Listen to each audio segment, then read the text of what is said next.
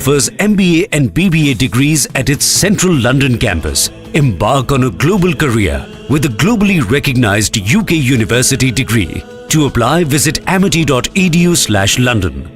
Seema Patra is a BJP leader, not a small leader. Someone who is on the National Working Committee of the BJP's women's wing. This BJP leader has tortured her domestic help brutally. Seema Patra has finally been nabbed by the police. She was arrested late last night. This, of course, after Republic TV's continuous campaign.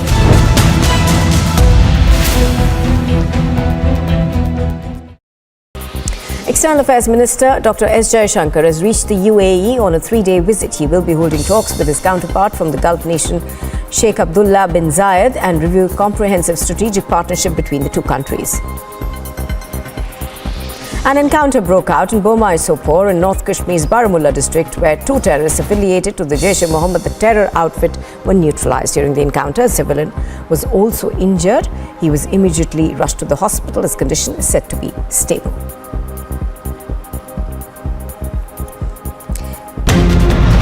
Aam Aadmi Party MLAs are protesting here and raising their voice up against the operation of the आरोप आप पर लगे madam आप बताएंगे हमको Patna Museum to maintain law and order, police personnel resorted to lathi charge.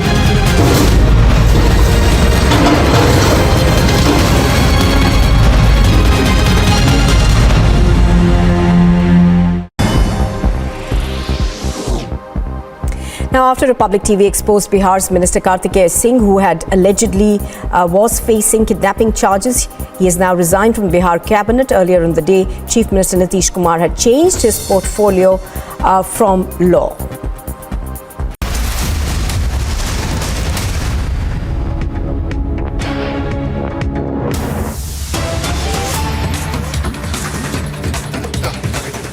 Well, another controversial episode in the Aam Aadmi Party versus BJP fight in the national capital. Now, the BJP has made a claim.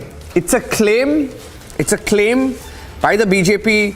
This is a sitting BJP MLA, very senior leader called Vijender Gupta. He says he saw Aam Aadmi Party MLAs consume liquor. Now, he showed no proof, but it's an explosive claim. It's the latest twist in this entire fight between the BJP and the Aam Aadmi Party. Let's play out what he said. BJP MLAs जो है उनको बार बार बाहर कर दिया जाता है, क्या मांगे आप लोगों के? देखिए, ये एक्चुअली में करप्शन करने के बाद ये लोग अब उसको दबाने की कोशिश कर रहे हैं। या तो लोगों का ध्यान डाइवर्ट करने के लिए एक पॉलिटिकल मोटिवेटेड कोई भी इशू लाते हैं और फिर उस पर नौटंकी करते हैं। आज 4 दिन से मैं कॉलिंग अटेंशन मोशन में मैं मूव कर रहा हूँ, ध्यान आकर्षण प्रस्ताव में लगा रहा हूँ, और स्कूलों में जो करप्शन हुई है क्लासरूम्स की कंस्ट्रक्शन में, जिस पर सीवीसी की रिपोर्ट को पहले इन्होंने दबाया 2.5 साल तक, क्या दिल्ली के शिक्षा मंत्री को इस पर जवाब देना नहीं चाहिए कि 2.5 साल तक आपने सीवीसी की उस रिपोर्ट पर कोई कार्रवाई क्यों नहीं की? दूसरा, जो भ्रष्टाचार हुआ है, आपने स्कूलों में कमरे बनाने थे, जो टॉयलेट्स बनाने थे, जो टेंडर हुआ 160 टॉयलेट का टेंडर हुआ, आपने 1215 टॉयलेट्स बना दिए और उसका कमरों में उसको काउंट करके और उसकी पेमेंट कर दी। फिर आपने टेंडर हुआ 836 करोड़ का, पेमेंट कर दी 1300 करोड़ रुपए की। फिर उसके बाद आपने जो स्कूल में कमरे बनाए, सीवीसी कहती है कि सब स्टैंडर्ड मटेरियल यूज़ किया, इनकम्प्लीट वर्क है। फिर सीवीसी कहती है जीएफआर का जनरल फाइनेंशियल रूल्स को फॉलो नहीं किया गया, फिर सीपीडब्ल्यूडी मैनुअल को फॉलो नहीं किया गया, फिर जो सीवीसी की गाइडलाइंस है उसको वायलेशन किया गया। प्रस्ताव कैसा? विश्वास प्रस्ताव पर पिछले 6 दिन में कितनी चर्चा हुई है, कितने सदस्य बोले हैं? वो सिर्फ एक नाटक और ड्रामा है, और उसको उसके नाम पर ये कॉलिंग अटेंशन का मतलब होता है कि लोक महत्व का विषय जिस पर सरकार को जवाब देना है। विपक्ष की कैसे चर्चा जी? बिना विपक्ष के चर्चा कैसे होगी? क्योंकि लगातार यही हम कह रहे हैं कि जब आप कहते हैं चर्चा कहाँ से है, जब आप पहले ही घंटे में विपक्ष को समूचा विपक्ष बाहर हो जाता है और फिर हाउस के अंदर मनमानी होती है।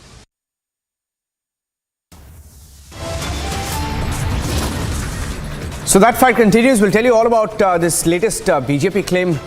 Coming back with the full details. That drama in Delhi is refusing to die down with intense protests and counter charges. Stay tuned.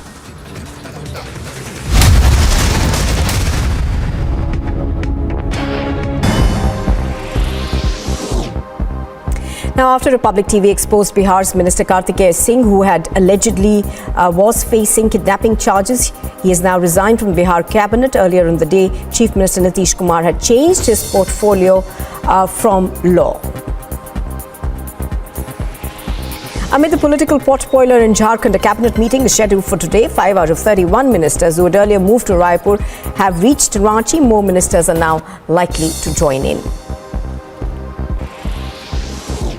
Prime Minister Modi will inaugurate the Science Conclave at the Science City in Ahmedabad, Gujarat on the 10th of September. Science and technology ministers of all states, administrators of union territories, senior officials of various ministries, departments and CEOs of 100 startups are expected to take part in the two-day conclave. As the investigation in West Bengal's cattle smuggling case intensifies, the name of another TMC leader has now come under the CBI's radar. The CBI, while looking forward to making a major breakthrough in the case, conducted massive searches and raided 62 properties across the state. News from across the country. Prime Minister is set to embark on a two-day visit to Kerala here. The Prime Minister will reach Kerala at 4 p.m. Prime Minister will also inaugurate the Petta Tirupani Thara stretch of the Kochi Metro at 6 p.m. Notably, Chief Minister Pinarayi Vijayan and Governor Arif Mohammed will take part in this function. The UP government has issued instructions to all district magistrates to conduct a survey of unrecognized madrasas by 10th of September. The survey team will include the SDM, BSA and District Minority Affairs to crack down on illegal madrasas in UP.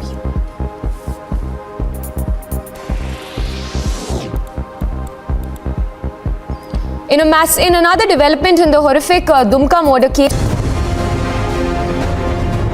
BJP workers are protesting. Now BJP is not only demanding answers from Aam Aadmi Party government on the issue of excise policy, on the issue of construction of classroom, but also they are demanding resignations of Manish Sisodia and Satyendra Jain.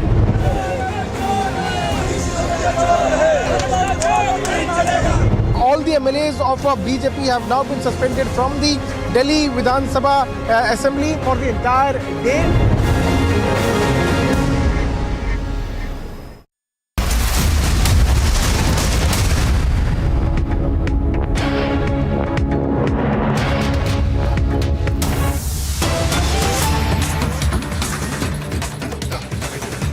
It's a showdown in the national capital, and what we're learning so far is another explosive twist in the Aam Aadmi Party BJP face-off in New Delhi.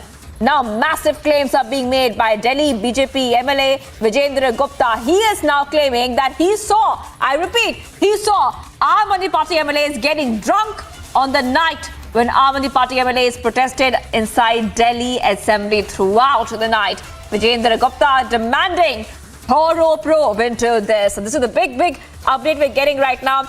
A short while back, we also saw the BJP protesting against Aam Aadmi Party's Arvind Kejriwal. Then Arvind Kejriwal addressed the floor of the House, once again defending, I repeat, once again defending Manish Sisodia. And we are seeing a showdown in the national capital. Twists and turns in this case. Now, BJP's latest claim over Aam Aadmi Party MLA is that it's a very explosive twist coming in the showdown at this point of time. Now let's have a look at what Vijendra Gupta said about his eyewitness account when he saw Aam Aadmi Party MLAs getting drunk on the night when they were protesting inside Delhi Assembly.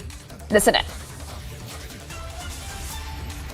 BJP MLAs जो है उनको बार-बार बाहर कर दिया जाता है, क्या मांगे आप लोगों की? देखिए, ये एक्चुअली में करप्शन करने के बाद ये लोग अब उसको दबाने की कोशिश कर रहे हैं। या तो लोगों का ध्यान डाइवर्ट करने के लिए एक पॉलिटिकल मोटिवेटेड कोई भी इशू लाते हैं और फिर उस पर नौटंकी करते हैं। आज 4 दिन से मैं कॉलिंग अटेंशन मोशन में मैं मूव कर रहा हूँ, ध्यान आकर्षण प्रस्ताव में लगा रहा हूँ, और स्कूलों में जो करप्शन हुई है क्लासरूम्स की कंस्ट्रक्शन में, जिस पर सीवीसी की रिपोर्ट को पहले इन्होंने दबाया 2.5 साल तक, क्या दिल्ली के शिक्षा मंत्री को इस पर जवाब देना नहीं चाहिए कि 2.5 साल तक आपने सीवीसी की उस रिपोर्ट पर कोई कार्रवाई क्यों नहीं की? दूसरा, जो भ्रष्टाचार हुआ है, आपने स्कूलों में कमरे बनाने थे, जो टॉयलेट्स बनाने थे, जो टेंडर हुआ 160 टॉयलेट का टेंडर हुआ, आपने 1215 टॉयलेट्स बना दिए और उसका कमरों में उसको काउंट करके और उसकी पेमेंट कर दी। फिर आपने टेंडर हुआ 836 करोड़ का, पेमेंट कर दी 1300 करोड़ रुपए की। फिर उसके बाद आपने जो स्कूल में कमरे बनाए, सीवीसी कहती है कि सब स्टैंडर्ड मटेरियल यूज़ किया, इनकम्प्लीट वर्क है। फिर सीवीसी कहती है जीएफआर का जनरल फाइनेंशियल रूल्स को फॉलो नहीं किया गया, फिर सीपीडब्ल्यूडी मैनुअल को फॉलो नहीं किया गया, फिर जो सीवीसी की गाइडलाइंस है उसको वायलेशन किया गया। प्रस्ताव कैसा? विश्वास प्रस्ताव पर पिछले 6 दिन में कितनी चर्चा हुई है, कितने सदस्य बोले हैं? वो सिर्फ एक नाटक और ड्रामा है, और उसको उसके नाम पर ये कॉलिंग अटेंशन का मतलब होता है कि लोक महत्व का विषय जिस पर सरकार को जवाब देना है। विपक्ष की कैसे चर्चा जी? बिना विपक्ष के चर्चा कैसे होगी? क्योंकि लगातार यही हम कह रहे हैं कि जब आप कहते हैं चर्चा कहां से है, जब आप पहले ही घंटे में विपक्ष को समूचा विपक्ष बाहर हो जाता है और फिर हाउस के अंदर मनमानी होती है। All right, we just heard that interview with BJP MLA Vijayendra Gupta, and Piyush is joining me live. Piyush, you spoke to the BJP MLA Vijayendra Gupta, and we're the only channel which is getting this explosive twist where he's categorically saying that he saw, I repeat, he saw Aam Aadmi Party MLAs getting drunk. I repeat, getting drunk on the night when the MLAs are protesting inside Delhi Assembly. Take us through what he said and all the developments on this big showdown which is coming in from the national capital. Piyush.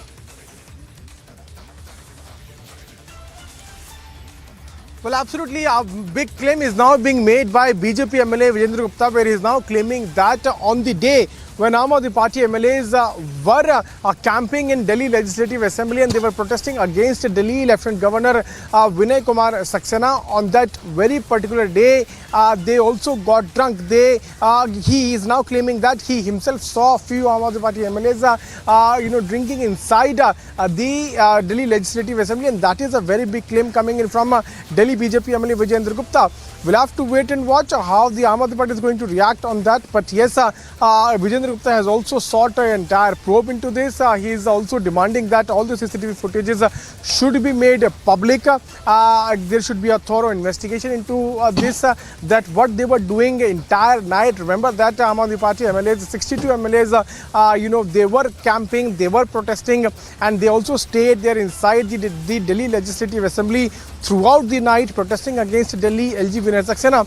On the very day, Vijayendra Gupta had also tweeted claiming that few Aam Aadmi Party MLAs are also drinking inside the Delhi Legislative Assembly. That was the claim, that is the claim which has been made by Delhi BJP MLA Vijayendra Gupta. We'll have to wait and watch how Aam Aadmi Party is going to react to that. But a couple of minutes back, we also heard to Arvind Kejriwal, where he once again repeated the same charges on BJP, claiming that BJP wanted the Operation Lotus to be successful in national capital, and for that purpose, BJP had offered 20 crore to each MLA. Around 40 MLAs were offered 20 crore to bring down the government of Aam Aadmi Party in national capital. But Aam Aadmi Party MLAs rejected and they refused to become the part of Operation Lotus, and that is why all the MLAs today supported the motion of confidence also, which was tabled by Arvind Kejriwal in the Delhi Legislative Assembly. But remember that protest versus protest, press conference versus press conference is taking place in Delhi on the issues of alleged scam in excise policy, alleged scam in construction of classrooms in Delhi government schools, on the issues of allegations on Delhi LG Vinay Saxena. But the answers are not being given from the either side, be it the BJP side or from the Aam Aadmi Party side. People of Delhi are now asking, what about the 144 crore allegation which was leveled by the BJP, and following we also saw as to how CBI did raids and also did its investigation in excise scam. Also, multiple questions are being asked by both the sides, but answers are not being given by either of the sides. Shivangi. All right, thank you, Piyush, for joining us there. Piyush getting us top updates of the showdown which is happening in the national capital.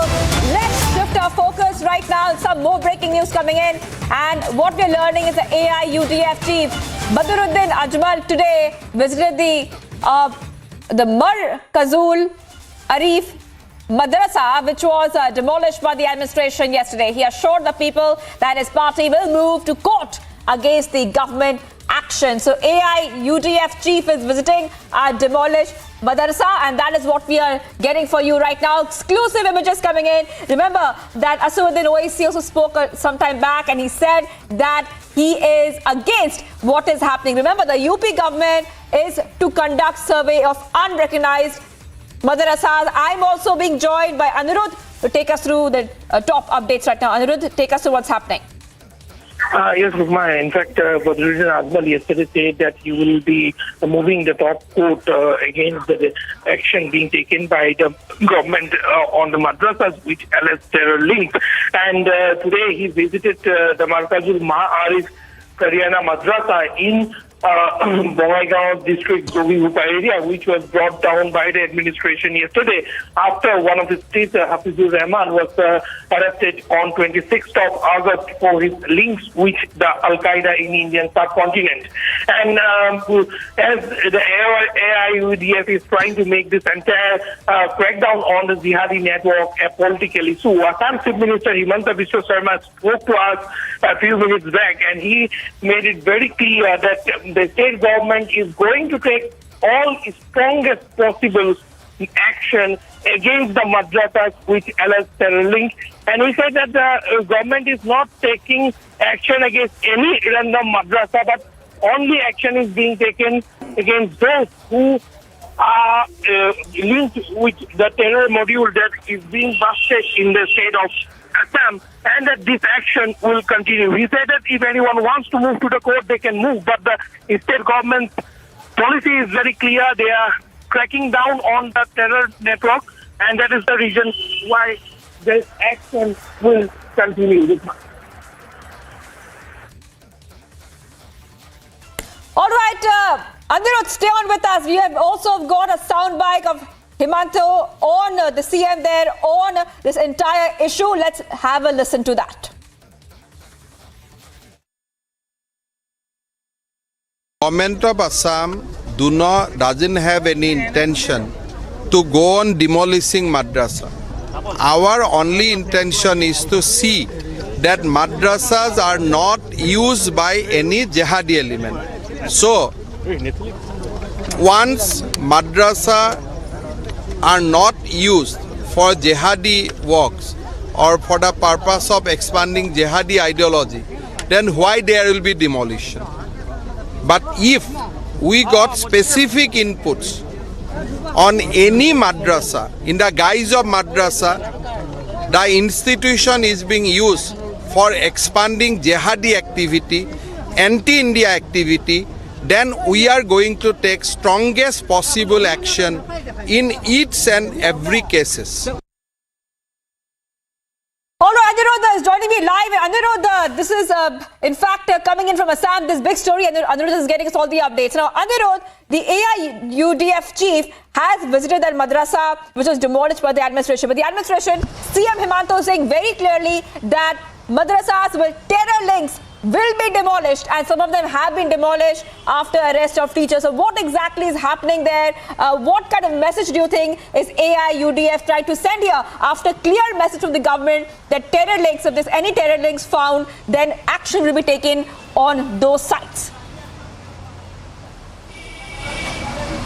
Yes, Rukma, it's very evident that the AIUDF as well as the Congress party, a few leaders of the Congress party also trying to make this entire issue a political issue, which actually is not a political issue.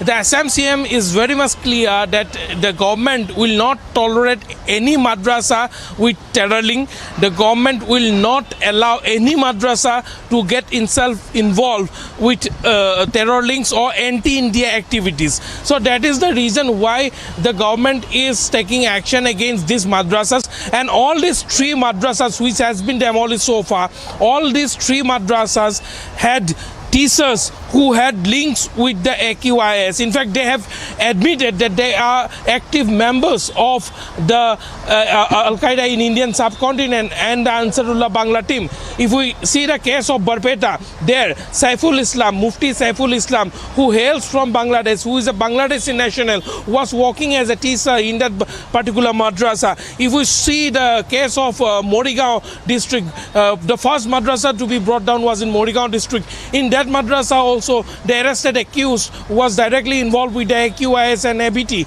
And in yesterday's case, this Markazul Ma'arif Madrasa, which has been brought down, in that particular case also Hafizur Rahman has confessed to the allegation. He has confessed that he is a member of the AQIS, and in fact, therefore yesterday when this particular madrasa, which is being visited by the AIDFC today, was raided by the police. Police have seized documents belonging to the ABT. They have seized recovered booklets which are promoting jihad in Bangla language in the ABT module, and also logos belonging to the Al-Qaeda in Indian subcontinent. So the government's action is very clear. The government's intention is also very clear, and the action being taken is based on evidence that the police have got after raiding these madrasas. All right, Anirudh, Chief Minister Hemant Biswa Sarma has recently said that the state was becoming a hotbed of jihadi activities. And what is very interesting, and you can tell us a little bit more about this, is that 5 modules having links with Al-Qaeda in the Indian subcontinent and the Ansarul Bangla team has been busted in the past few months. And this also shows that the administration is working extremely hard to wipe out terror in the state of Assam. Take us to the details and what exactly has been happening when it comes to busting terror in the state in the past few months, Anirudh.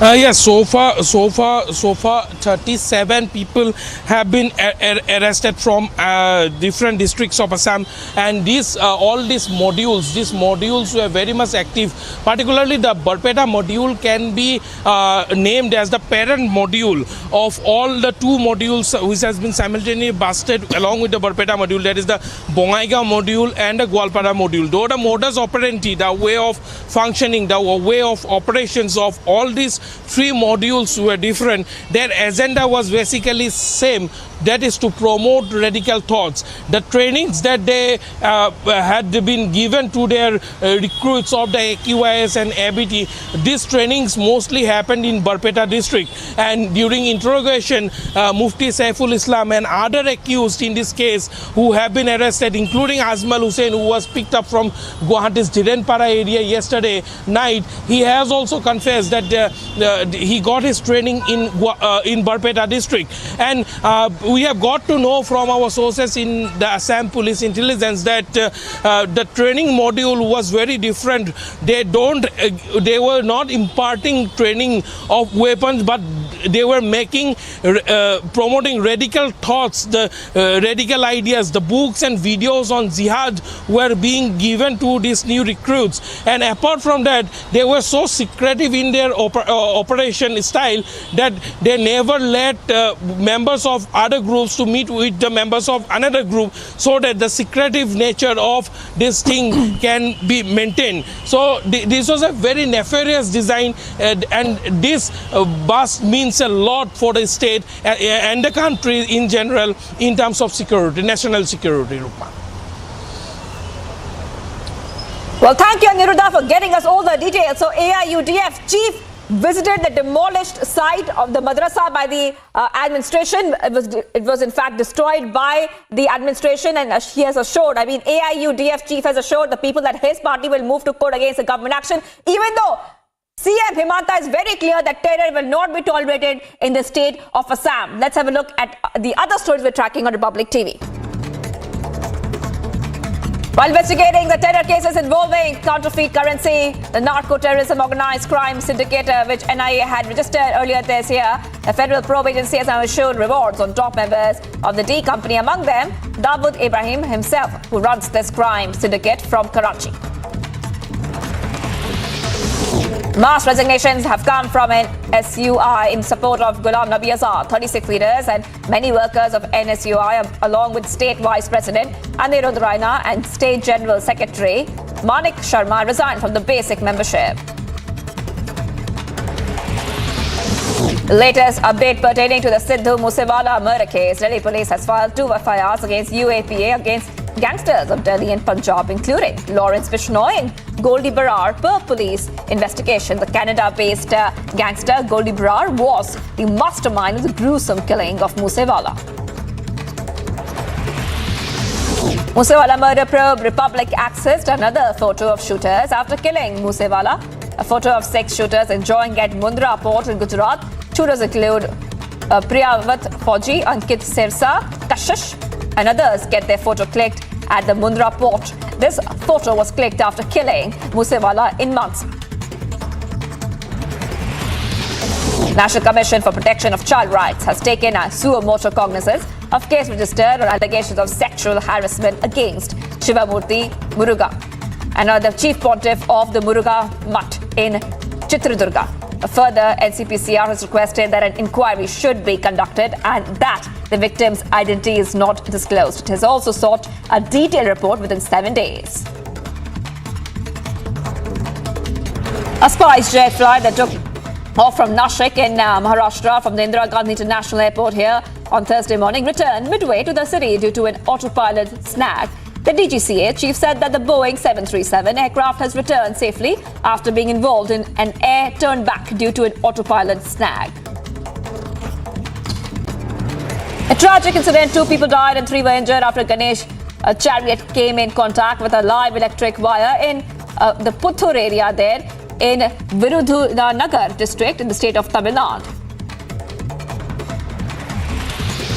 Sections of POCSO Act were added in the murder case from Dumka. This comes after CWC had asked the police to add sections under POCSO Act. In the matter, the committee was found that the deceased was 15 years old and not 19 as mentioned by police in the recorded statement.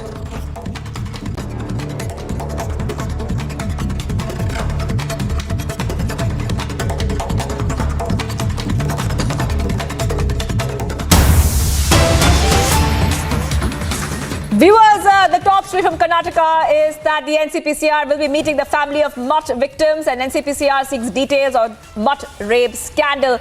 It has been a very, very long time since the FIR was filed and we are counting that on Republic TV, but no arrest yet. Why is the Karnataka seer not being arrested? The seer is free, but victims being quizzed. Victims are in court and statements are being recorded. A complete reversal, viewers, of justice plays out there. Let's have a look at all the reactions coming in on this big story.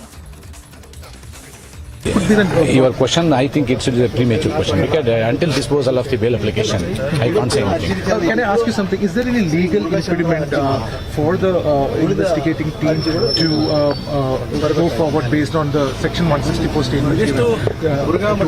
164 statement is a purely conference statement.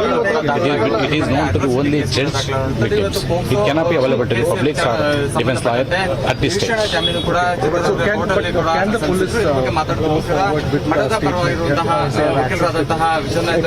is there a legal impediment for any kind of an arrest or any kind of questioning or giving a notice? I have already answered you. It is a purely discretion of the police. Investigation is a freedom of police. Freedom of police, duty of the police, right of the police. We are as per 150 class 2. Nobody is having power to interfere in the investigation. So the bail application is posted for tomorrow for objections. We are already filed bail application. Today victims also present in the court along with their parents, one of the parent. Inside in camera proceedings are going on inside. Tomorrow it will post the objections. They are safe. You need not worry about the security of the children. They are safe. We have shifted them. People are fearing that you are allowing influential people to enter Parliament. No. What about the other children in the hospital? They have been shifted. You have to ask CWC. Okay, they took a decision to yes. That means that there is a concern about the safety of the children in the hospital. Yes, exactly. There is a concern about their safety. See, it is the Child Rights Commission has instructed to shift them. They have done that. Where are they being shifted, ma'am? To various hostels. Wherever space is available, we have shifted them. Okay. Ma'am, there is no law and order problem here. Okay, everything police is taking care of.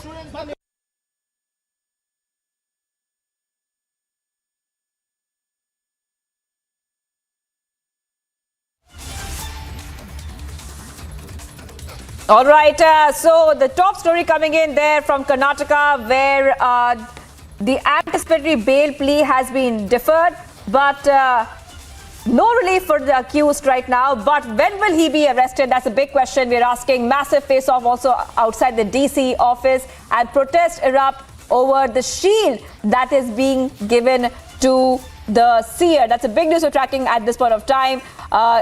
Victims of alleged sexual assault by seer are also recording their statement before the magistrate. Tibetan spiritual leader Dalai Lama received a warm welcome in Dharamshala on Wednesday after concluding his visit to Ladakh and Delhi. Dalai Lama visited Ladakh and Delhi after a gap of 3 years. He landed in national capital on August 26th after a month-long sojourn in Ladakh. Prior to that, Dalai Lama said that Tibetans are seeking genuine autonomy rather than complete independence. He also exuded confidence that the time will come soon when the Ladakhis would be able to visit Lhasa again. While addressing the meeting, Dalai Lama said that before he retired from political responsibility, Tibetans adopted the middle way approach for a mutually acceptable solution to the issue of Tibet. Amid Dalai Lama's visit, China will be keeping a close eye on the leader. Beijing's view on the globally revered Tibetan spiritual leader as a separatist who they claim is working to split Tibet. Bureau Report, Republic TV.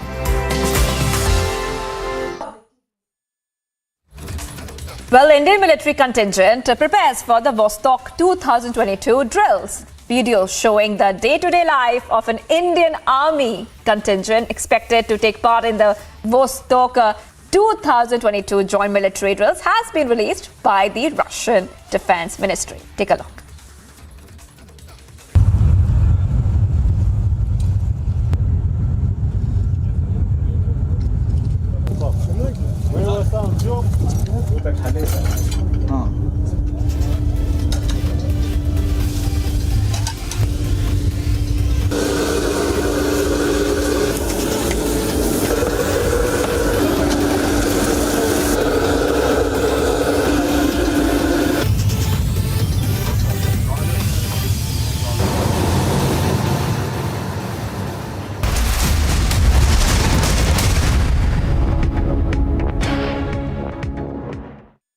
Amity University in London, accredited by Quality Assurance Agency UK and licensed by the Government of UK, offers MBA and BBA degrees at its central London campus. Embark on a global career with a globally recognized UK university degree. To apply, visit amity.edu/London.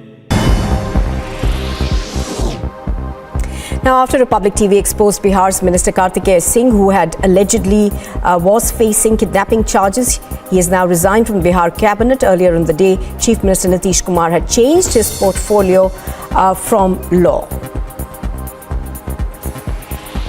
Amid the political potboiler in Jharkhand, a cabinet meeting is scheduled for today. 5 out of 31 ministers who had earlier moved to Raipur have reached Ranchi. More ministers are now likely to join in. Prime Minister Modi will inaugurate the Science Conclave at the Science City in Ahmedabad, Gujarat on the 10th of September. Science and technology ministers of all states, administrators of union territories, senior officials of various ministries, departments and CEOs of 100 startups are expected to take part in the two-day conclave. As the investigation in West Bengal's cattle smuggling case intensifies, the name of another TMC leader has now come under the CBI's radar. The CBI, while looking forward to making a major breakthrough in the case, conducted massive searches and raided 62 properties across the state. News from across the country. Prime Minister is set to embark on a two-day visit to Kerala here. The Prime Minister will reach Kerala at 4 p.m. Prime Minister will also inaugurate the Petta-Tirupani-Thara stretch of the Kochi Metro at 6 p.m. Notably, Chief Minister Pinarayi Vijayan and Governor Arif Mohammed will take part in this function. The UP government has issued instructions to all district magistrates to conduct a survey of unrecognized madrasas by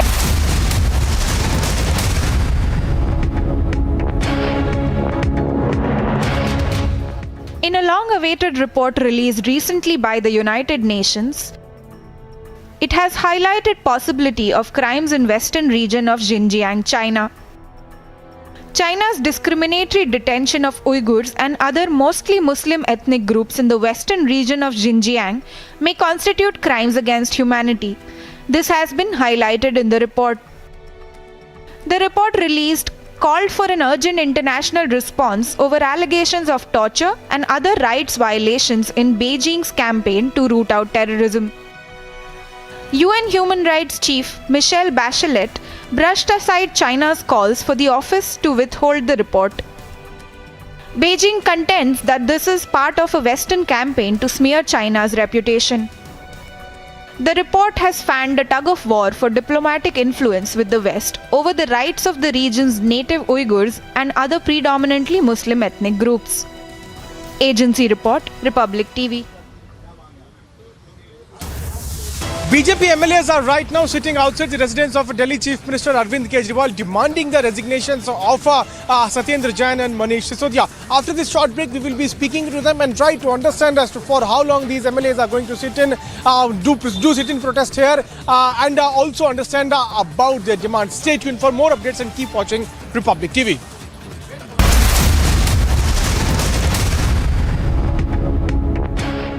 From across the country, Prime Minister is set to embark on a two-day visit to Kerala here. The Prime Minister will reach Kerala at 4 p.m. Prime Minister will also inaugurate the Petta-Tirupani-Thara stretch of the Kochi Metro at 6 p.m. Notably, Chief Minister Pinarayi Vijayan and Governor Arif Mohammed will take part in this function. The UP government has issued instructions to all district magistrates to conduct a survey of unrecognized madrasas by 10th of September. The survey team will include the SDM, BSA and District Minority Affairs to crack down on illegal madrasas in UP.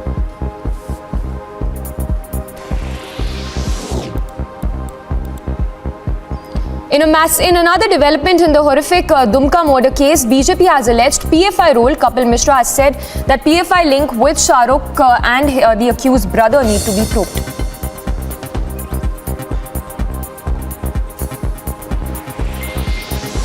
Two JEM terrorists have been killed in Sopore encounter. ADGP Kashmir Vijay Kumar reportedly that news confirmed by the ADGP of Kashmir. Reportedly, one civilian has also been injured in this encounter.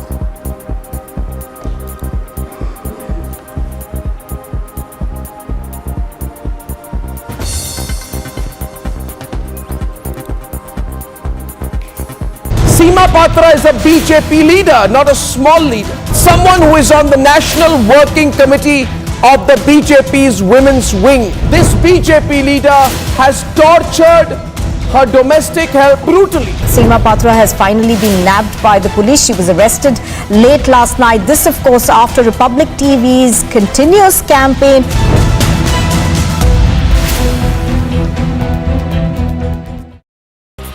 External Affairs Minister Dr. S. Jaishankar has reached the UAE on a 3-day visit. He will be holding talks with his counterpart from the Gulf nation, Sheikh Abdullah bin Zayed, and review comprehensive strategic partnership between the two countries. An encounter broke out in Bomai-Sopore in North Kashmir's Baramulla district, where two terrorists affiliated to the Jaish-e-Mohammed, the terror outfit, were neutralized. During the encounter, a civilian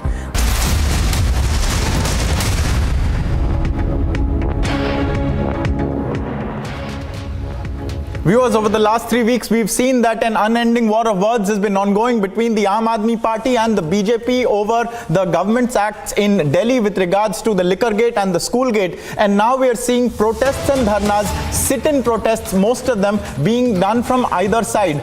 We are going to go across right now to the scenes right outside the residence of Delhi Chief Minister Arvind Kejriwal, where the BJP is protesting, demanding the resignations or sackings of 2 ministers in the Kejriwal government. And for this moment, we are going to go across. Sambit Patra is addressing a press conference. Let's listen in. Sambit Patra जी आपको संबोधित करेंगे। बगल में दिल्ली प्रदेश Bharatiya Janata party के प्रवक्ता माननीय हरीश खुराना जी हैं। मेरा विनम्र निवेदन है माननीय संबित जी से कि आपको संबोधित करें। धन्यवाद संजय जी, धन्यवाद हरीश खुराना जी, और आप सब यहाँ उपस्थित हैं उसके लिए आपका अभिनंदन और शुभकामनाएं। The drama begins yet again, the drama continues ये कहना अतिशयोक्ति नहीं होगा, जिस प्रकार से अरविंद केजरीवाल और आम आदमी पार्टी की नौटंकी चल रही है वो पूरा हिंदुस्तान देख रहा है। आज फिर से एक बार विधानसभा के पटल का दुरुपयोग करके जिस प्रकार से अरविंद केजरीवाल जी ने वहां कुलछित राजनीति की, अपना प्रचार किया, अपना प्रसार किया, अनर्गल प्रवचन किया और झूठ झूठ और झूठ हम सबके सामने परोसा, वो हम सब ने आज देखा है। बंधुगण, दुख इस बात का लगता है कि लोकतंत्र के सबसे पवित्र स्थान विधानसभा के परिषद में इस प्रकार के झूठ के पुलिंदे रखे जा रहे हैं। आज अरविंद केजरीवाल जी कह रहे थे कि सीबीआई वाले तो बड़े अच्छे लोग हैं। सीबीआई वालों ने इनके कान में कहा है कि निकला तो कुछ भी नहीं है, फिर भी 3-4 दिन के बाद मनीष सिसोदिया जी को अरेस्ट करना पड़ेगा, गिरफ्तार करना पड़ेगा। ये सब सीबीआई वालों ने अरविंद केजरीवाल और आम आदमी पार्टी के नेताओं को कहा। इस प्रकार से अरविंद केजरीवाल जी ने आज देश को बरगलाया है। अगर सही मायने में कहा जाए तो ये अरविंद केजरीवाल जी की आम आदमी पार्टी का जो ड्रामा चल रहा है, this is nothing but operation theatrics, operation drama. और याद करिए, हर बड़े भ्रष्टाचारी नेता के गिरफ्तारी से पहले इसी प्रकार का ऑपरेशन ड्रामा चलता है। सत्येंद्र जैन जी जब गिरफ्तार होने वाले थे, भ्रष्टाचार में आकंठ डूबे हुए थे सत्येंद्र जैन, ये हर कोई जानता था। जब उनकी जांच चल रही थी तो ठीक इसी प्रकार की प्रक्रिया आम आदमी पार्टी कर रही थी, ठीक इसी प्रकार का भाषण अरविंद केजरीवाल दे रहे थे।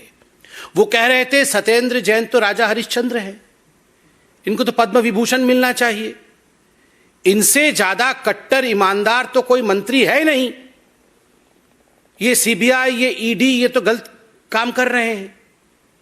Satyendra Jain is the best minister, this is what Arvind Kejriwal was saying. मगर सत्येंद्र जैन गिरफ्तार हुए और आज 4 महीने हो चुके हैं, 4 months, उनको बेल नहीं मिला है कोर्ट से। क्यों नहीं मिला है? ये जो भाषण अरविंद केजरीवाल जी करते हैं विधानसभा में खड़े होकर, अगर उस भाषण में तथ्य होता तो अभी तक तो सत्येंद्र जैन जी को कितनी बार बेल हो चुका होता। मेरिट्स नहीं है, आर्ग्यूमेंट में मेरिट्स नहीं है और करप्शन किया है, इसीलिए सत्येंद्र जैन जी को बेल नहीं मिल रहा है। उस समय भी अरविंद केजरीवाल जी कह रहे थे सत्येंद्र जैन जी के लॉकर से तो कुछ नहीं मिला, झुनझुना मिला है उनके लॉकर से। लॉकर से तो झुनझुना मिलता है मगर बेल नहीं मिलता है। ये सारी बातें अरविंद केजरीवाल जी जाके कोर्ट में कहें कि हम कितने कट्टर ईमानदार हैं, ये ईडी और सीबीआई वाले नाहक ही रेड कर रहे हैं, उसके बावजूद उन्हें बेल नहीं मिल रहा है। This speaks volumes. ये बहुत कुछ कहता है कि सत्येंद्र जैन को बेल नहीं मिल रहा है। जितेंद्र तोमर इनके कानून के मंत्री थे। आज डिग्री के विषय में किसकी डिग्री फर्जी है, किसकी डिग्री अच्छे हैं, कौन बहुत पढ़े लिखे हैं और कौन अनपढ़ हैं, इसके विषय में अरविंद केजरीवाल जी भाषण कर रहे थे। जब जितेंद्र तोमर जी गिरफ्तार होने वाले थे, उनके डिग्री को लेकर संशय चल रहा था, तो इसी प्रकार से भाषण सदन में खड़े होकर अरविंद केजरीवाल जी ने कहा था कि पूरे विश्व में सबसे अधिक कोई पढ़ा लिखा है तो वो जितेंद्र तोमर है। ये तो भाजपा वाले जितेंद्र तोमर को और उसकी डिग्री को लेकर अनर्गल बातें कर रहे हैं और जितेंद्र तोमर को फंसाने की कोशिश कर रहे हैं। हम तो ऐसे हैं जी, हम तो वैसे हैं जी। उसके बाद जितेंद्र तोमर की गिरफ्तारी हो गई, उनकी डिग्री फर्जी पाई गई। बिहार में भी जाकर पुलिस ने जांच पड़ताल किया, degree was fake. Jitendra Tomar दोबारा मंत्री नहीं बने, मंत्रिमंडल से निकाल दिए गए। संदीप कुमार इनका एक और मंत्री था। वो किस प्रकार से आज अरविंद केजरीवाल नारी सम्मान के विषय में प्रवचन कर रहे थे और ये संदीप कुमार राशन मंत्री किस प्रकार से नारी सम्मान करते हुए रंगे हाथ पकड़े गए थे, ये हम सब ने वीडियो और स्टिंग ऑपरेशन के माध्यम से देखे थे। उस समय भी इसी प्रकार का भाषण इनके नेता कर रहे थे और आज संदीप कुमार जी को बर्खास्त किया गया है क्योंकि जो आरोप हमने लगाए थे उसमें मेरिट्स थे, उसमें दम था और जो बचाव अरविंद केजरीवाल जी और आम आदमी पार्टी कर रही थी उसमें कोई दम नहीं था। असीम अहमद खान इनके एक और मंत्री थे, वह भी बर्खास्त हुए, भ्रष्टाचार के आरोप में बर्खास्त हुए। वो रंगे हाथ भ्रष्टाचार करते हुए पकड़े गए थे। पंजाब में सरकार बने हुए 10 दिन नहीं हुए थे, 10 दिन के अंदर इनको अपने स्वास्थ्य मंत्री को बर्खास्त करना पड़ा। अरविंद केजरीवाल जी आज क्या कह रहे थे? वो कह रहे थे कि 3000-4000 वर्ष का मानव इतिहास है, 3000-4000 वर्ष के पूरे विश्व के मानव इतिहास में सबसे ज्यादा प्रताड़ना आम आदमी पार्टी पे हुई है। अरविंद जी गलत। 3000-4000 वर्ष की ये जो मानव इतिहास है, उस मानव इतिहास में सबसे बड़ी यूटर्न पलटू पार्टी कोई है तो ये अरविंद केजरीवाल जी आपकी पार्टी है। कट्टर ईमानदार पार्टी बनेंगे ये कह के निकलने वाले चंद हफ्तों के अंदर किस प्रकार से कट्टर भ्रष्टाचारी बन गए, इसका अगर जीता जागता उदाहरण पूरे विश्व के 3-4 हजार वर्षों के मानव इतिहास में देखना है तो वो अरविंद केजरीवाल जी की आम आदमी पार्टी है। और तो और आप हमारी बातों पे विश्वास मत करिए। जिनके उंगली पकड़ करके अरविंद केजरीवाल जी बड़े हुए थे, वैसे अन्ना हजारे जी ने चिट्ठी लिखा और अरविंद केजरीवाल जी के नियत पर, उनके इंटेंशंस पर सवाल खड़े किए हैं अन्ना हजारे ने। अरविंद जी आपने बहुत लंबा भाषण दिया, जनता भी हर दिन देख रही है। पीसी, काउंटर पीसी, प्रेस वार्ता, काउंटर प्रेस वार्ता, हम बहुत कुछ बोलते हैं, आप बहुत कुछ बोलते हैं, मगर जो हम प्रश्न पूछ रहे हैं उसका उत्तर आप नहीं देते हैं। अरविंद जी डे 1 से जो हमारे प्रश्न थे आज भी वही प्रश्न है। प्रश्न दिल्ली के आबकारी नीति को लेकर, प्रश्न दिल्ली के शराब नीति को लेकर थे। क्या प्रश्न थे अरविंद जी? प्रश्न नंबर 1 जो भारतीय जनता पार्टी पहले दिन से पूछ रही है कि क्या यह सत्य नहीं है कि रवि धवन जो उस समय एक्साइज कमिश्नर थे, उनके तत्वावधान में एक कमेटी गठित हुई। उस कमेटी ने कहा कि आबकारी नीति में, एक्साइज पॉलिसी में होलसेल का काम सरकार के पास होना चाहिए और रिटेल का काम लॉटरी के माध्यम से इंडिविजुअल को देना चाहिए और कंपनी को नहीं देना चाहिए। मगर अरविंद केजरीवाल जी, क्या कारण था कि मनीष सिसोदिया ने इस रिकमेंडेशन को नहीं माना और होलसेल का काम अपने यारों को, अपने मित्रों को दिया? और क्या कारण था कि रिटेल का काम बड़ी बड़ी कंपनियों को दिया ताकि कार्टेल बन सके? हम तो स्पष्ट रूप से कहते हैं, सीना ठोक के कहते हैं, मोटा माल मिला, रिश्वत खाया और इस कारण से अपने मित्रों को फायदा पहुंचाया। उत्तर दे दीजिए आप। दूसरा बड़ा स्पष्ट प्रश्न है, क्या यह एक्साइज पॉलिसी में कानून नहीं है कि जो मैन्युफैक्चरर होगा, जो उत्पादक होगा, उसको रिटेल के बिजनेस में जाना ही नहीं है, उसको रिटेल का ठेका आप नहीं दे सकते हैं, मगर इसके बावजूद आपने ठेकेदारों को चुना गलत तरीके से और जो मैन्युफैक्चरर्स थे उनसे मोटा कमीशन खा के आपने उनको रिटेलर भी बनाया, अर्थात उनको रिटेल का काम भी दिया। और तो और मैं 2 चिट्ठियां आज दिखाता हूं। ये चिट्ठियां कोई आज की चिट्ठी नहीं है, ये दोनों चिट्ठी विगत वर्ष की हैं, 2021 के अक्टूबर-नवंबर महीने की है, जिस समय ये सारे की सारी policy was taking a shape, जिस समय ये पॉलिसी आप फ्लोट कर रहे थे और टेंडर इनवाइट किए गए थे, टेंडर डाले गए थे, उस समय की ये चिट्ठी क्या है अरविंद जी? ये चिट्ठी कंप्लेंट्स हैं। किसके कंप्लेंट है? लोगों ने कंप्लेंट किया, एक्साइज विभाग को कंप्लेंट किया कि फलानी फलानी कंपनी ब्लैक लिस्टेड है, इनको ठेका नहीं मिलना चाहिए। नाम लिखा गया है। यह चिट्ठी 25/10/2021 की है और इसमें स्पष्ट रूप से Indo spirit beverage private limited का नाम है और उनका जो रिटेल बॉडी है MS खाओ गली रेस्टोरेंट प्राइवेट लिमिटेड का नाम है। चिट्ठी बड़ी है, आपके लिए मैं पब्लिक डोमेन में इसे डाल दूंगा, आप अध्ययन कर लीजिएगा अरविंद जी। मगर मोटा मोटी इस चिट्ठी में एक्साइज विभाग ने उत्तर मांगा है कि ये बेनियम काम आपकी सरकार क्यों कर रही है, इस बेनियम काम को बंद करना चाहिए, आप इन ब्लैकलिस्टेड कंपनी को ठेका कैसे दे रहे हैं।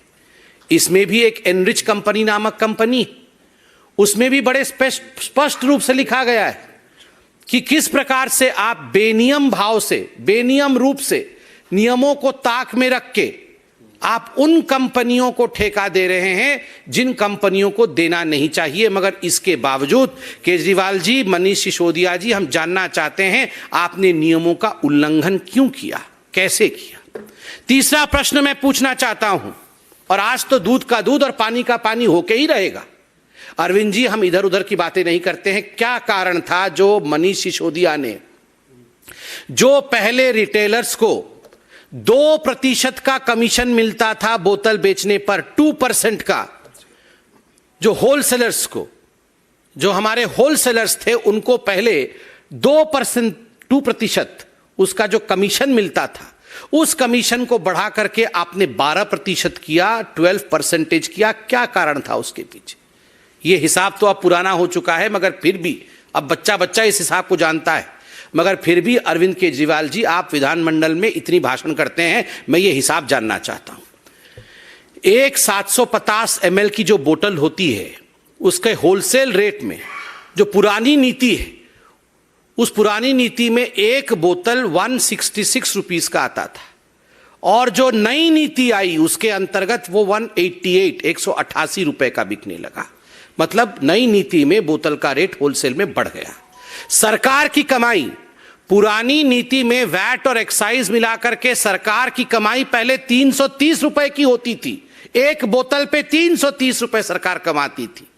और मनीष सिसोदिया जी, जो नई नीति आप लेकर आए उसके अंतर्गत एक 750 ml की बोतल पे सरकार की कमाई मात्र 8 रुपए होती है। पहले 330 रुपए सरकार कमाती थी और अब सरकार मात्र 8 रुपए कमाती है।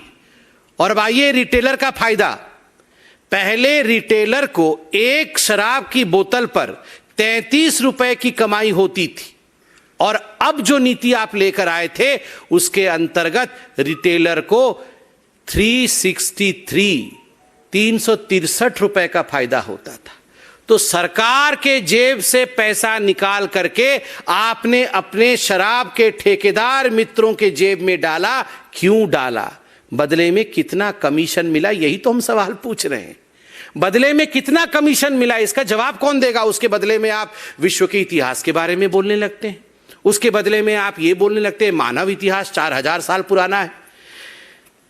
अरविंद जी, जो सवाल है उसका जवाब दीजिए। क्या ये हकीकत नहीं है? संजय सिंह जी तो कल एक डिबेट में मान भी गए कि हां, हमने अपने मित्रों का, जो शराब ठेकेदार है, उनका 144 करोड़ रुपया हमने माफ किया है। आज मैं आपसे पूछना चाहता हूं, आपने शराब ठेकेदारों का 144 करोड़ रुपया कैसे माफ कर दिया? उस समय कोरोना के चपेट में आए गरीब लोग जब माइग्रेट कर रहे थे, उनके टिकट के लिए आपके पास पैसे नहीं थे, उनके राशन के लिए आपके पास पैसे नहीं थे, आप उन्हें राशन मुहैया नहीं करा रहे थे। वो तो केंद्र सरकार का भला हो जो उन्होंने राशन दिया, मगर आप शराब ठेकेदारों का 144 करोड़ रुपया माफ कर रहे थे। और बंधुओं, सबसे पहली बार 4000 साल मानव का इतिहास है, आज अरविंद जी ने बताया है 4000 साल मानव का इतिहास है। 4000 साल मानव के इतिहास में पहली बार ऐसा हुआ है, बोतल तो ज्यादा बिके हैं, पैसा कम आया है। पहले जितने बोतल बिकते थे उससे डबल बोतल बिक गए, मगर पैसा आधा आया। ऐसे कैसे हुआ?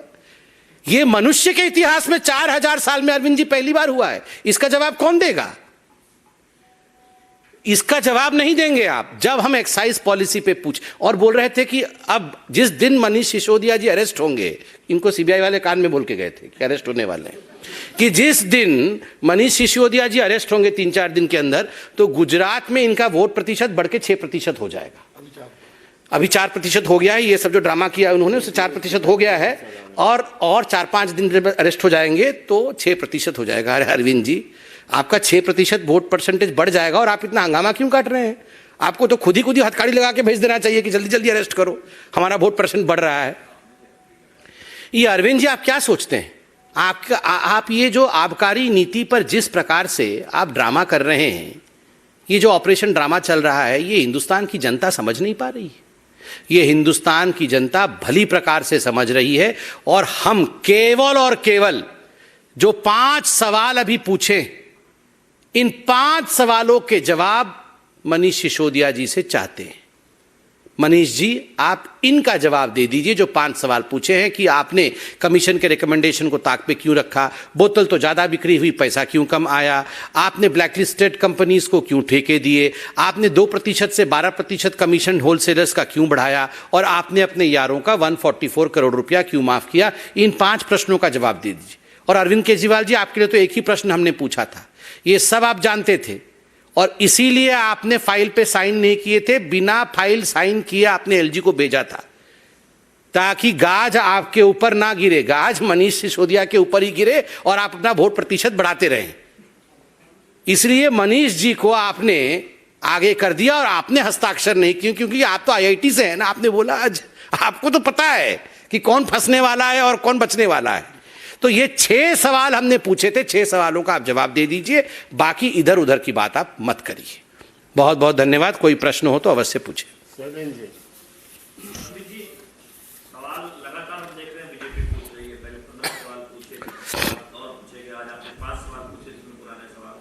जवाब नहीं आ रहा है तो फिर आगे बीजेपी क्या करेगी? और विधानसभा में तो हम देख रहे हैं कि धरना दोनों तरफ से हुआ, बीजेपी के लोग धरना प्रदर्शन बाहर किए, बर्खास्तगी की मांग कर रहे हैं, ना बर्खास्त कर रहे हैं, ना सोरेन जैन को किया था, ना मनीष सिसोदिया को कर रहे हैं, और जवाब ही नहीं आ रहा। ये कह रहे हैं कि जेल जाने वाले।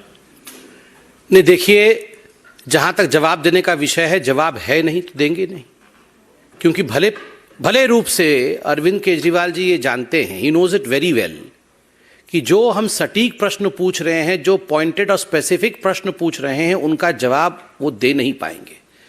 क्योंकि मित्रों का 144 करोड़ रुपया क्यों माफ किया, ठेकेदारों का क्यों माफ किया, इसका जवाब क्या देंगे? जवाब देते ही वो गिरफ्तार हो जाएंगे, क्योंकि वो जानते हैं मोटा माल कमाया है।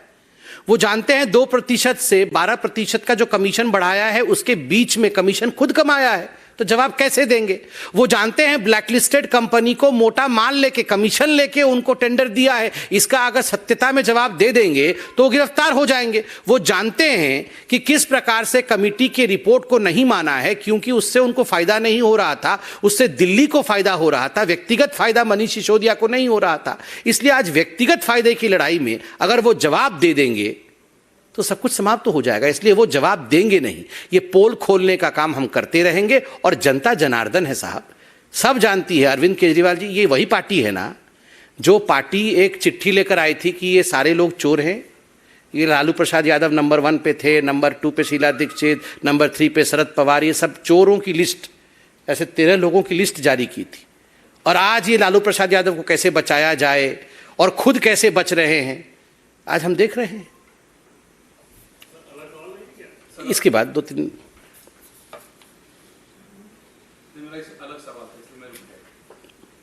देवेंद्र जी से शुरुआत है। सर, ओवैसी का ये कहना है कि यूपी सरकार, बीजेपी की सरकार है, जो सर्वे करा रही है मदरसों का, वो मिनी एनआरसी। देखिए, इस पे कोई जवाब हम देंगे नहीं, क्योंकि इस पे जवाब देते ही विषय वहाँ भटक जाएगा। और अरविंद केजरीवाल जी तो बिल्कुल इंतजार कर रहे हैं विषय भटके, और जो एक्साइज पॉलिसी में उन्होंने जबरन और जबरदस्त घोटाला किया है, उससे वो निजात पाए। फेक न्यूज़ को भी नहीं लेंगे। सर, मेरा समझ सवाल है कि कोची में प्रधानमंत्री नरेंद्र मोदी जी नौसेना को नया निशान देंगे। ब्रिटिश पीरियड से चला रहा था, वो खत्म हो जाएगा, तो क्या वो औपनिवेशिक विरासत से मुक्ति इस देश को निशान के तौर पर? नहीं, ये देश के लिए बहुत बड़ी बात है। जिस प्रकार से भारत देश एक सिविलाइजेशन है अपने आप में, हमारी अपनी सोच है, और जो आप लोगों ने सवाल पूछा है कि कॉलोनियल माइंडसेट से हमें निकलना चाहिए, स्वाभाविक है। नवाचार और इनोवेशन के माध्यम से हमारे आदरणीय प्रधानमंत्री नरेंद्र मोदी जी भारत को एक नई पहचान देने में, विश्व पटल में एक नई पहचान देने में सदैव कामयाब रहे हैं, आगे भी वो कामयाब रहेंगे। बहुत बहुत धन्यवाद। And so there, viewers, you just heard the press conference by BJP national spokesperson Sambit Patra, where in 2 different ways he has taken on the Aam Aadmi Party government led by Arvind Kejriwal. The first being how Arvind Kejriwal has taken a U-turn on a number of leaders who he has dropped like hot potatoes after first backing them. And on that front, he's asked Arvind Kejriwal about his stances on Satyendra Jain, others, And then he has come to the specific allegations of the liquor gate, which he says that the Aam Aadmi Party is yet to answer. He has asked 6 questions of Manish Sisodia, including how the excise policy that was initially put out, which was later rolled back by Sisodia, did not in fact ensure in any way that the revenue rises, even though the sale of liquor did rise. And so in this manner, we have seen how protests are also ongoing outside the Chief Minister's residence. The BJP is carrying out protests there, and we have Piyush Mishra reporting from that spot. Piyush, we've just heard Sambit Patra's press conference. There is a protest, I believe, where you are, where the BJP is also leveling other allegations and has issued a demand for the resignation of Satendra Jain and Manish Sisodia. Over to you to tell us what is going on there.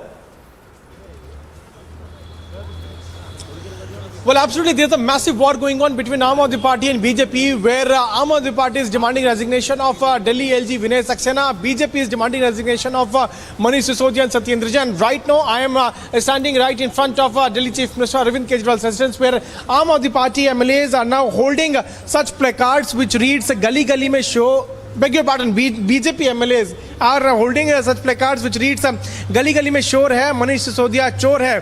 Kyun hai chor Manish Sisodia? Liquor घोटाले में जिस प्रकार से करोड़ों रुपए का घोटाला हुआ है और सदन के अंदर लिकर पॉलिसी लेकर आए, उसके ऊपर चर्चा हुई।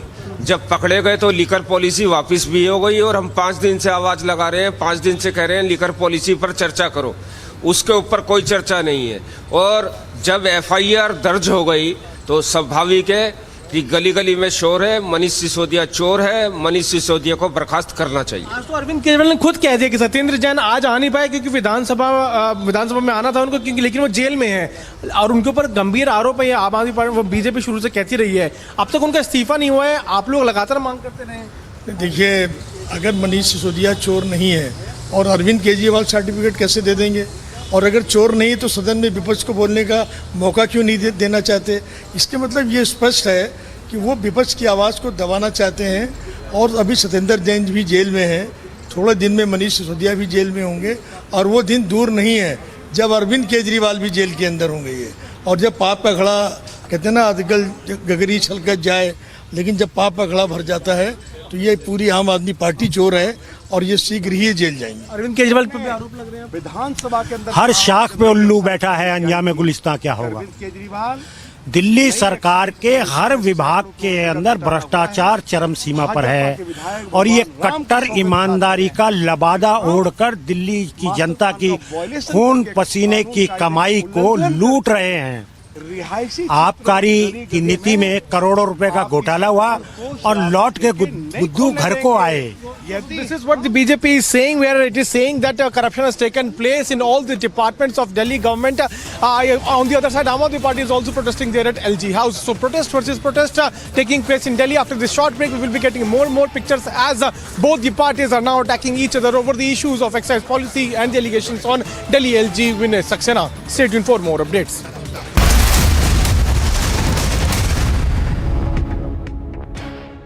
Seema Patra is a BJP leader, not a small leader. Someone who is on the National Working Committee of the BJP's women's wing. This BJP leader has tortured her domestic help brutally. Seema Patra has finally been nabbed by the police. She was arrested late last night. This, of course, after Republic TV's continuous campaign.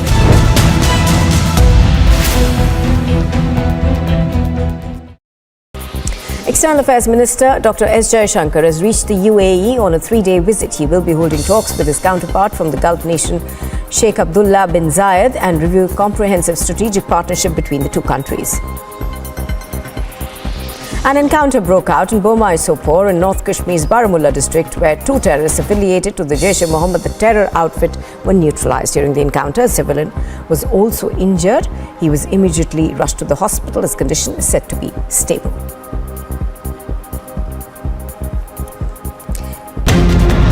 Aam Aadmi Party MLAs are protesting here and raising their voice against the operation notice. आरोप आप पर लगे madam. आप बताएंगे हमको। Patna Museum to maintain law and order, police personnel resorted to lathi charge.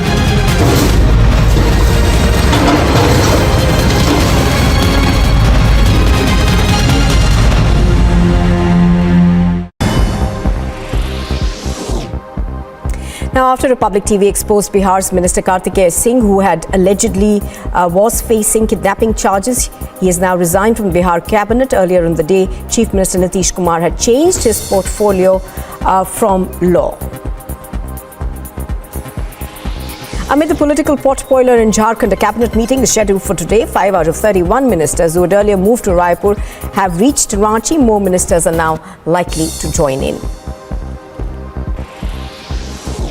Prime Minister Modi will inaugurate the Science Conclave at the Science City in Ahmedabad, Gujarat on the 10th of September. Science and technology ministers of all states, administrators of union territories, senior officials of various ministries, departments and CEOs of 100 startups are expected. This is a clash that is happening.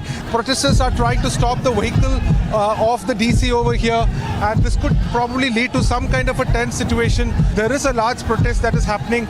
Now we can see that the police is trying to move the protesters from in front of the vehicle of the DC, and they are demanding justice.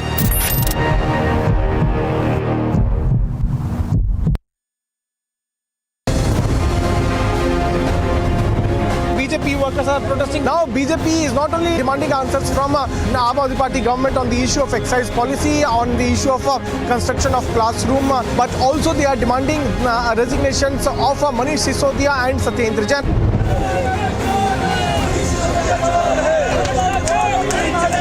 All the MLAs of BJP have now been suspended from the Delhi Vidhan Sabha Assembly for the entire day.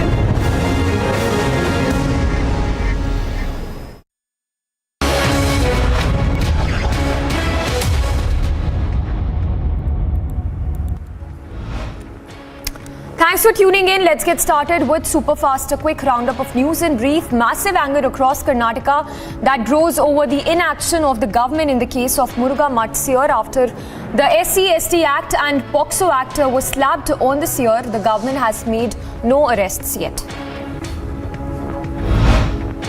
As the NCPCR is set to meet family of the Mutt victims, the NCPCR is set to seek details on Mutt rape scandal. The seer is still free. Victims, meanwhile, are being quizzed and are being sent to the court. Statements being recorded. A complete reversal of justice playing out as cry for justice only growing in the state of Karnataka. This allegation, what is made in the complaint and what is mentioned in the FIR are offences which are non-bailable in nature. But the thing is, whether really apprehension is there. Since you are all aware and you are all witnessing that nothing is happening from the side of investigation to proceed against the accused. Right. It seems that there is no apprehension at all. Hello. And we are going to highlight that tomorrow in our objection. Thank you, sir. Tomorrow we are going to file objection. If opportunity is given, we are going to argue tomorrow. Now, after the police registered a case under the POCSO Act as well against the seer, the town of Chitradurga witnessed massive protests seeking justice for the victims. The Shivamurti Muruga Sharanu has been charged, the seer has been charged under the SC/ST Act for abusing a victim hailing from the community. The National Commission for Protection of Child Rights has taken a suo motu cognizance of the case registered on allegations of sexual harassment against the Shivamurti seer. Further, the NCPCR has also sought an inquiry in the matter, and the victim identity meanwhile has said that the identity of the victim must not be disclosed and a report must be given within 7 days. In a mega crackdown on illegal madrasas in UP, the UP government has instructed all the district magistrates of the state to carry out a survey listing all those illegal madrasas and submit a report by 10th of September. The UP government will be conducting a survey of unrecognized madrasas in the state to gather information about number of teachers, curriculum and basic facilities available in these madrasas. As the Yogi government is set to conduct a survey on illegal madrasas, the AIMIM chief Asaduddin Owaisi questioned the UP government and called this move a mini NRC. ये private मदरसे हैं जो भारत के संविधान के article 30 के तहत मुझे खोलने का पूरा इख्तियार हासिल है। आप उसमें इंटरफेयर नहीं हो सकते। आपको कोई राइट नहीं सरकार को इंटरफेयर करने का उसमें। आप क्यों करेंगे? क्या पैसे ले रहे? क्या आपसे कुछ ले रहे कर रहे? ये हम मदरसा हमारा है। अब ये छोटा एनआरसी है, मैं तो कहूँगा ये। Now, commenting about the UP government's on the UP government's survey on illegal madrasas, the Assam Chief Minister Hemant said that the intentions of the Assam government were not against any community, rather an action only on illegal madrasas which are being used for extending jihadi activities in the state of Assam. The primary reason was that from that madrasa, no academic activity was primarily running. That madrasa was used for training of Al-Qaeda, training camp of Al-Qaeda. Apart from that, that madrasa was constructed unauthorizedly. So in the morning, we have evicted that madrasa. This is the second madrasa we have evicted. Now, the JMM and other allies of the ruling party have sought an appointment with the governor. They have also written to the governor and asked, seeking an appointment. They have also called up the governor house to hold a meeting with the governor. The UPA delegation, meanwhile, has also sought a meet with the governor.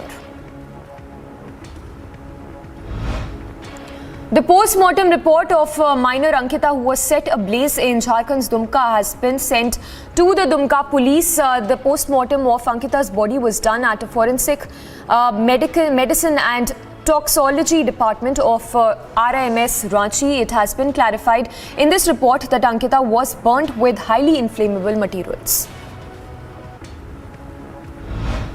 India's first indigenously developed vaccine for cervical cancer will be launched in a few months' time and made available to the public at an affordable price with a range of between 200 to 400 rupees.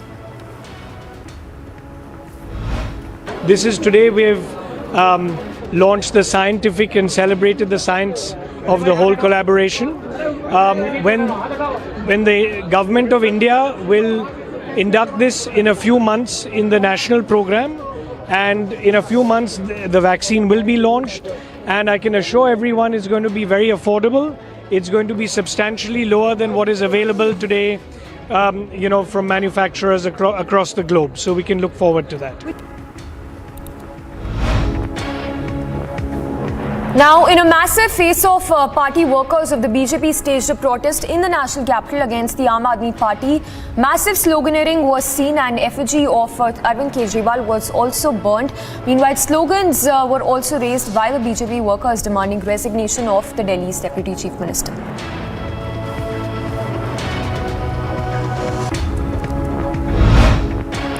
The Aam Aadmi Party MLA Atishi has sought time from the President of India, Draupadi Murmu, to apprise her about what the AAP terms as Operation Lotus. This comes a day after CBI accepted a complaint against BJP's alleged Operation Lotus after AAP MLA sat on a dharna outside the agency headquarters in the national capital for almost 2 hours.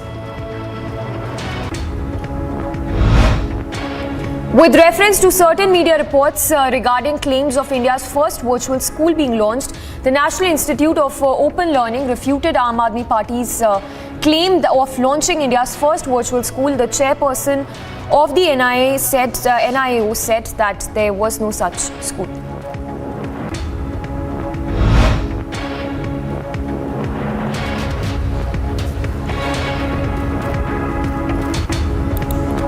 Now, while investigating the terror case involving the counterfeit currency narco-terrorism organized crime syndicate which NIA had registered earlier this year, the Federal Probe Agency has now issued rewards on top members of the gang. Among them are Dawood Ibrahim himself, who runs the crime syndicate from Pakistan's Karachi.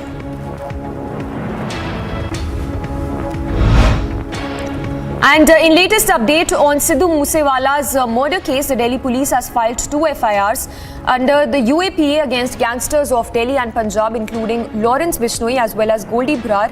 Now, as per the police investigation, the Canada-based gangster Goldie Brar was the mastermind behind the killing of Sidhu Moosewala. And in more updates on Sidhu Moosewala's case, Republic accessed another picture of shooters after Moosewala was killed. A photo of 6 shooters enjoying at the Mudra port in Gujarat has surfaced. Shooters including Priyawat Fauji, Ankit Sirsa and Kasheshan, as well as those involved in the killing of Moosewala, has been clicked that was taken right after murdering Sidhu Moosewala. Mass resignations have come from the NSUI in support of Ghulam Nabi Azad. 36 leaders and many workers of the NSUI, along with the state vice president and state general secretary, have tendered their resignation from party's primary membership. And after the liquor gate scam in the national capital, demand only growing with each passing day to probe liquor policy in Punjab as well. A Punjab Congress delegation led by President Raja Waring will be meeting the Punjab governor with demands for CBI probe in Punjab's liquor policy and NI probe into illegal sand mafia in the state of Punjab. Anubrata Mondal was taken from Asansol jail to Bhidan Nagar in Kolkata to the MP MLA to the court for his appearance in a case related to 2010 Mangal Court violence. This is a case pertaining to violence in Mongol Court in 2010, just before the elections. Many people were injured in this violence that happened way back in 2010. The allegations against Anubrata Mondal is that he was a conspirator in this case that dates back to 2010. The Supreme Court is set to hear the bail plea of Teesta Setalvar today. She is an accused with regard to conspiring among the major charges, which include conspiring against the then Chief Minister of the state, Narendra Modi. In the reply filed in the Supreme Court, the Gujarat government, remember, has opposed the application, saying that a senior at the behest of the politician Teesta Setalvar made false allegations and even hatched a conspiracy to frame the then Chief Minister. After 3 teachers in Jharkhand's Dumka were tied to a tree and beaten up by students of a school in Gopi Kandar, an FIR has also been registered against the 11 students and the headmaster. As many as 2 people died and 3 were injured after getting electrocuted in the Virudhunagar district of Tamil Nadu. The incident happened today morning when a Ganesh chariot came in contact with a live wire in the area in the Virudhunagar district of Tamil Nadu. In a tragic incident coming to light, a case of medical apathy that happened in Madhya Pradesh, Jabalpur, outside a hospital, when the health department system's great callousness came to light after a 5-year-old died in his mother's lap following the absence of a doctor, as the family waited hours at a stretch for that medical assistance to be provided to their son. After Republic exposed Bihar Minister Kartikeya Singh, who was allegedly facing kidnapping charges, he has now resigned from the Bihar cabinet. Earlier in the day, Chief Minister Nitish Kumar had changed his portfolio from the Law Minister.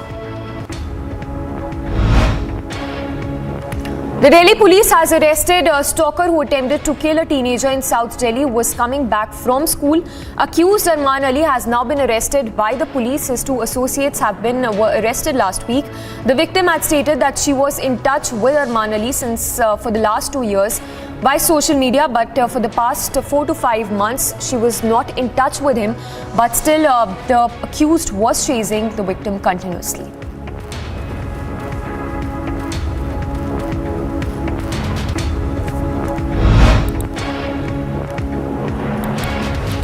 Sharad Pawar, the leader of the NCP, urged all the opposition parties to unite against the BJP ahead of 2024 Lok Sabha polls.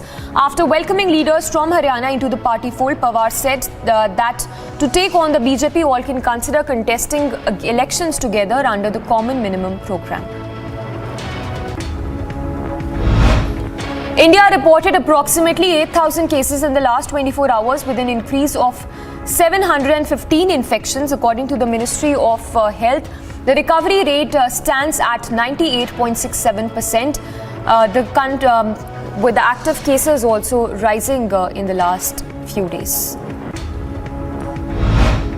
In wake of heavy rainfall, schools and educational institutions in the district of Tamil Nadu have been shut. According to the IMD, very heavy rainfall is expected in isolated places in Nilgiris and Coimbatore districts.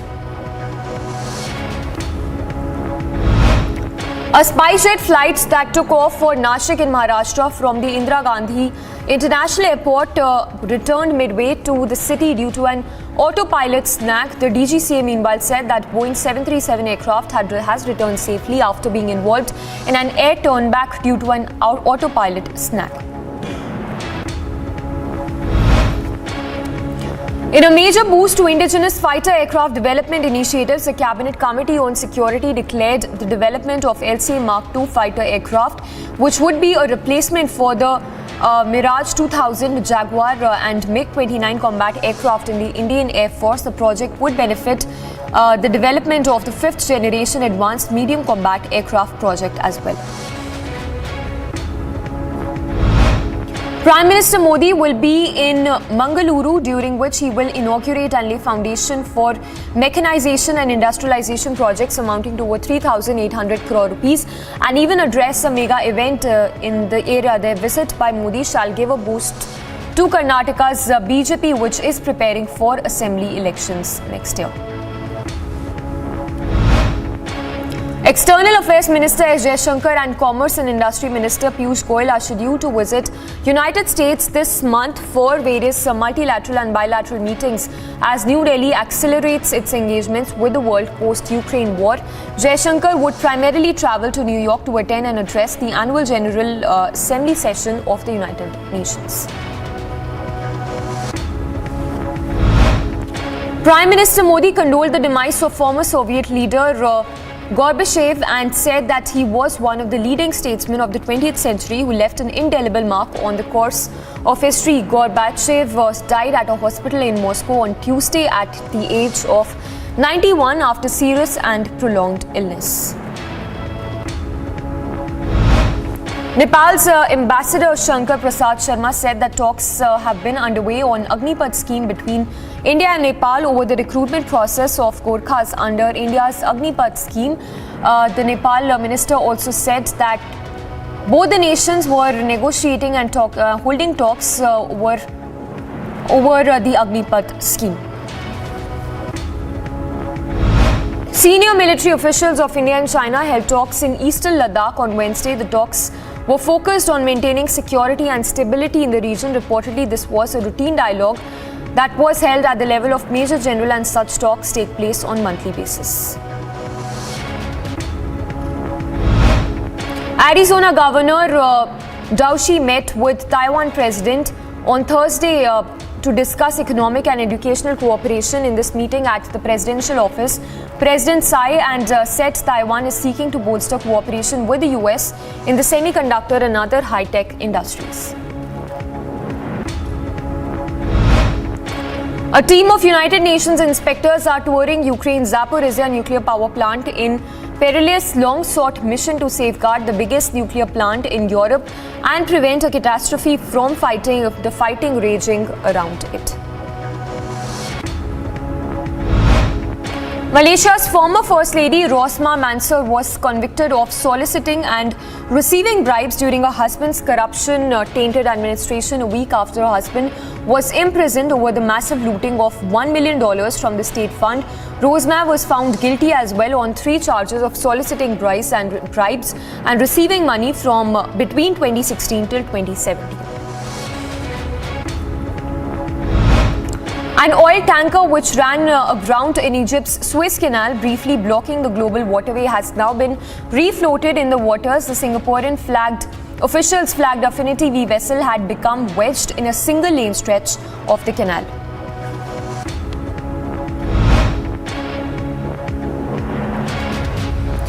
And in more news coming in, an opening ceremony was held in eastern Russia on Wednesday for Vostok 2022 military drills, a show of increasingly close defense ties between Moscow and Beijing amid tensions with the West over the Kremlin's inaction in Ukraine. The Russian defense, meanwhile, said that the exercise would be held between September 1st till the 7th at various locations in Russia's Far East and the Sea of Japan.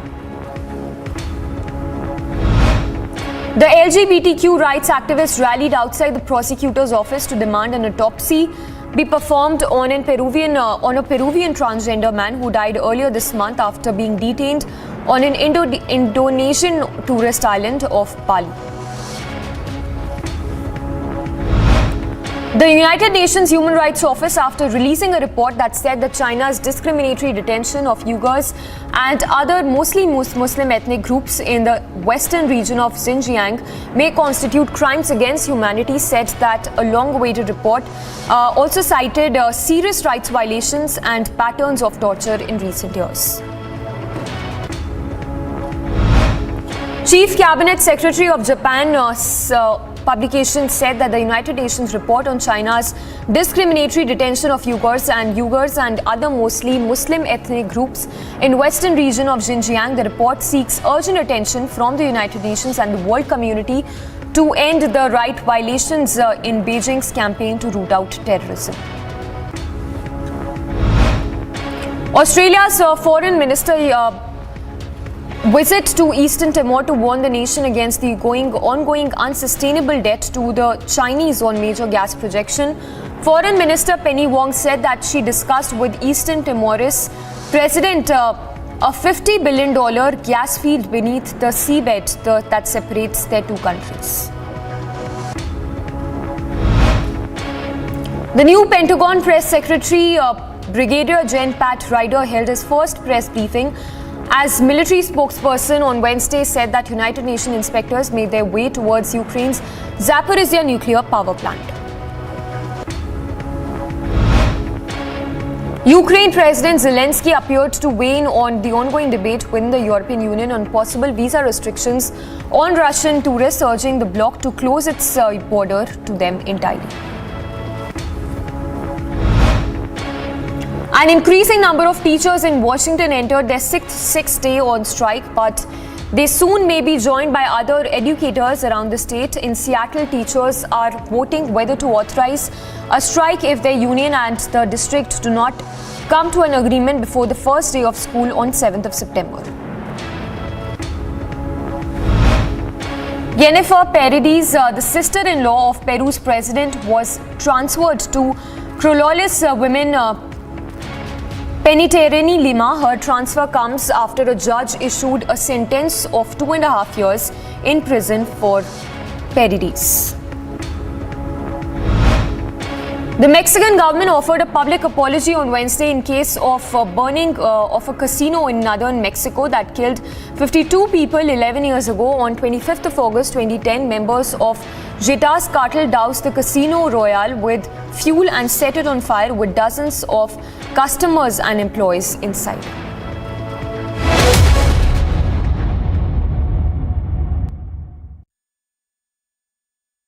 Amity University in London, accredited by Quality Assurance Agency UK and licensed by the Government of UK, offers MBA and BBA degrees at its central London campus. Embark on a global career with a globally recognized UK university degree. To apply, visit amity.edu/London. News from across the country. Prime Minister is set to embark on a two-day visit to Kerala here. The Prime Minister will reach Kerala at 4 p.m. Prime Minister will also inaugurate the Petta Tirupani-Thara stretch of the Kochi Metro at 6 p.m. Notably, Chief Minister Pinarayi Vijayan and Governor Arif Mohammed will take part in this function. The UP government has issued instructions to all district magistrates to conduct a survey of unrecognized madrasas by 10th of September. The survey team will include the SDM, BSA and District Minority Affairs to crack down on illegal madrasas in UP.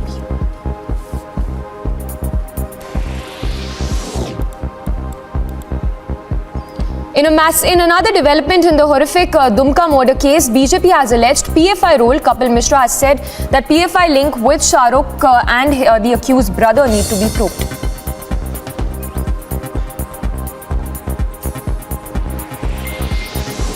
Two JEM terrorists have been killed in Sopore encounter. ADGP Kashmir Vijay Kumar reportedly news confirmed by the ADGP of Kashmir. Reportedly, one civilian has also been injured in this encounter.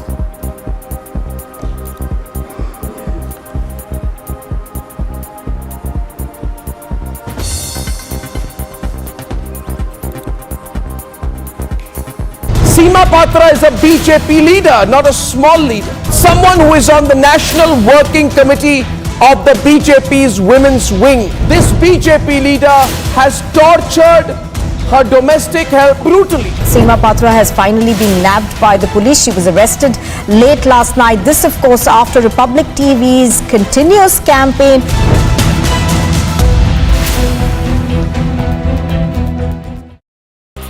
External Affairs Minister Dr. S. Jaishankar has reached the UAE on a 3-day visit. He will be holding talks with his counterpart from the Gulf nation, Sheikh Abdullah bin Zayed, and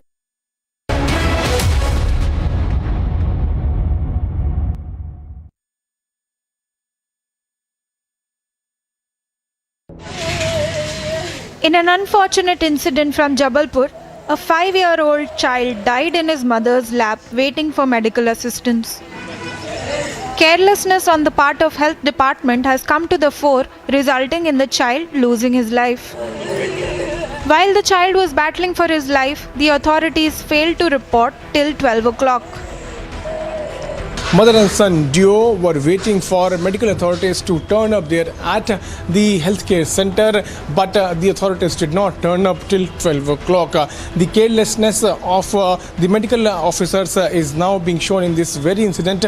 We'll have to wait and watch as to how the investigation in this case further takes place. But another unfortunate incident has taken place in Madhya Pradesh. We'll have to wait and watch if the government is going to look into this case and order a thorough probe into the entire matter.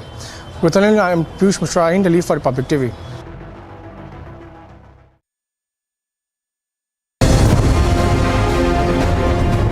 BJP workers are protesting. Now BJP is not only demanding answers from the Aam Aadmi Party government on the issue of excise policy, on the issue of construction of classroom, but also they are demanding resignations of Manish Sisodia and Satyendra Jain.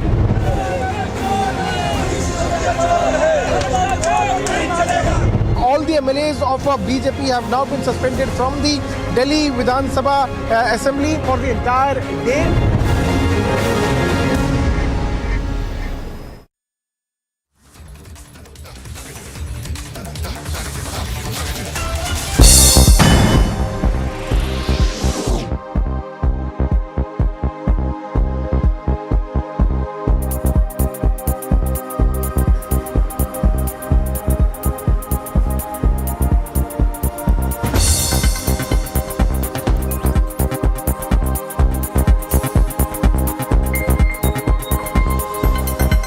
An opening ceremony was held in eastern Russia on Wednesday for Vostok 2022 military drills, a show of increasingly close defense ties between Moscow and Beijing amid tensions with the West over Kremlin's action in Ukraine. LGBTQ rights activists rallied outside the prosecutor's office to demand an autopsy be performed on a Peruvian transgender man who died earlier this month after being detained on the Indonesian tourist island of Bali.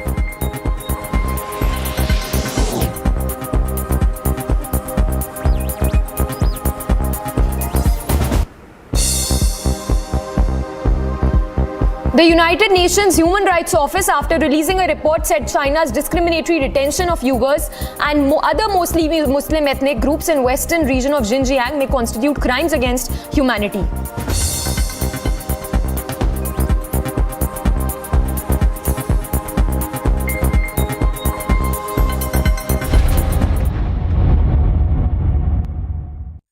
Amity University in London, accredited by Quality Assurance Agency UK and licensed by the Government of UK, offers MBA and BBA degrees at its central London campus. Embark on a global career with a globally recognized UK university degree. To apply, visit amity.edu/London. Seema Patra is a BJP leader, not a small leader. Someone who is on the National Working Committee of the BJP's women's wing. This BJP leader has tortured her domestic help brutally. Seema Patra has finally been nabbed by the police. She was arrested late last night. This, of course, after Republic TV's continuous campaign.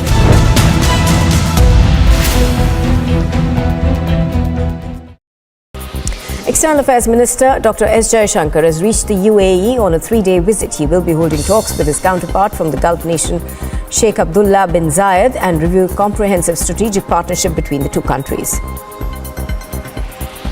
An encounter broke out in Bomai-Sopore in North Kashmir's Baramulla district, where two terrorists affiliated to the Jaish-e-Mohammed, the terror outfit, were neutralized. During the encounter, a civilian was also injured. He was immediately rushed to the hospital. His condition is said to be stable.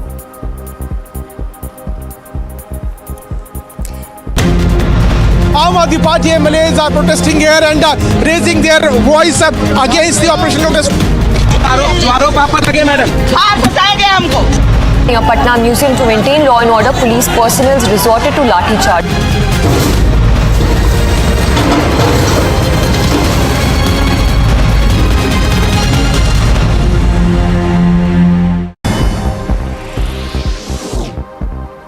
Now, after Republic TV exposed Bihar's Minister Kartikeya Singh, who had allegedly was facing kidnapping charges, he has now resigned from Bihar cabinet. Earlier in the day, Chief Minister Nitish Kumar had changed his portfolio from law. Amid the political potboiler in Jharkhand, a cabinet meeting is scheduled for today. 5 out of 31 ministers who had earlier moved to Raipur have reached Ranchi. More ministers are now likely to join in. Prime Minister Modi will inaugurate the Science Conclave at the Science City in Ahmedabad, Gujarat on the 10th of September. Science and technology ministers of all states, administrators of This is a clash that is happening. Protesters are trying to stop the vehicle of the DC over here, and this could probably lead to some kind of a tense situation. There is a large protest that is happening. Now we can see that the police is trying to move the protesters from in front of the vehicle of the DC, and they are demanding justice.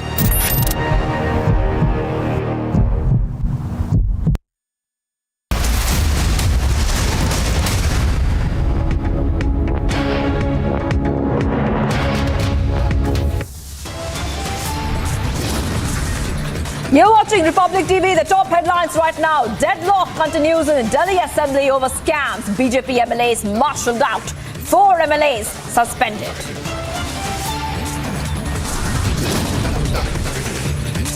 It's protest versus protest in Delhi. BJP leaders staged mega protests outside Delhi Assembly while Aam Aadmi Party showed down outside LG office.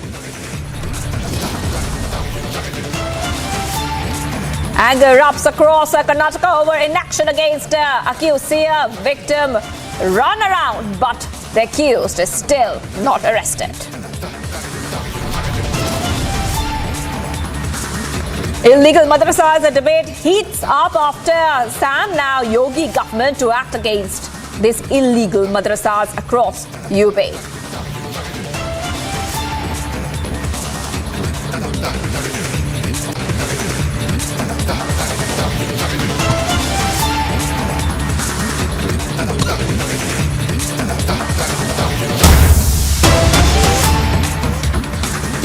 All right, we are getting some top updates right now. The big story from Karnataka. After Karnataka court deferred the seer's bail plea hearing to Friday, the petition has been moved in Karnataka High Court on the seer case. The petition calls out investigation in seer case. The petition seeking immediate intervention of Karnataka High Court. The petition seeking court monitored, I repeat, petition seeking court monitored probe in the case. And the petition also says there's a need for immediate intervention and also says investigation not carried out in unbiased, free and fair manner. That's a big news coming in, and the question we're asking is that when will action be taken in the seer case? Remember that this is a big story we've been tracking on Republic TV for the past couple of days. In fact, the victims of alleged sexual misconduct by seer are recording their statements before magistrate. We told you that big news also. And the local court has adjourned to Friday the hearing on bail plea of the accused. The seer is facing charges under the Prevention of Children Against Sexual Offences Act and the Scheduled Caste and Scheduled Tribes Act. And this is the big news coming in. And despite, viewers, and that's what we're repeating on Republic TV again and again, despite the FIR being registered over 6 days ago, the police are yet to arrest and question the accused.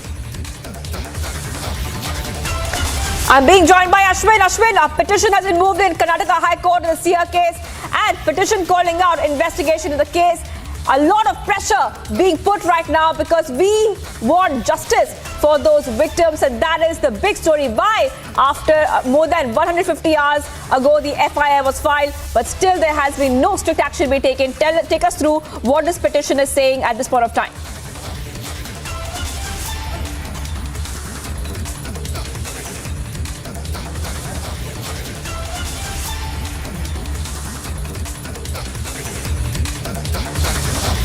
All right, we're getting some trouble getting to Ashwin. He will be getting us all the details. He's collecting all the information for us from Chitradurga. That's where he is at this point of time. But what we can tell you, the petition has been moved in Karnataka High Court in the Seer case. And the petition also saying that the accused has not been summoned by the police despite protests. Protests keep happening there in Karnataka. We're reporting those visuals live for you. We have, in fact, Ashwin is covering every angle and he's leading the story, getting us all the top updates, and all the top updates to our viewers are coming in from Karnataka. Ashwin is breaking the story and getting us all the angles. But right now, what we can tell you is that the petition has been moved in the Karnataka High Court in the Seer case. And also the petition says that the influential accused is not even being summoned, even though it's been more than 6 days that the FIR was registered, but the police are yet to question the accused. This is big news coming in right now, even though we are reporting the story, and we have also said that why has the accused not been arrested so far. Just a short while back, we also told you that the Karnataka court has deferred the Seer's bail plea hearing to Friday as this Lingayat Mutt sex scandal case is continuing, and we are also bringing you every update on this big story at this point of time. And remember that the police has 24 hours to file an objection plea, and this is coming in after the anticipatory bail plea was deferred just a short while ago. So this is the big news coming in.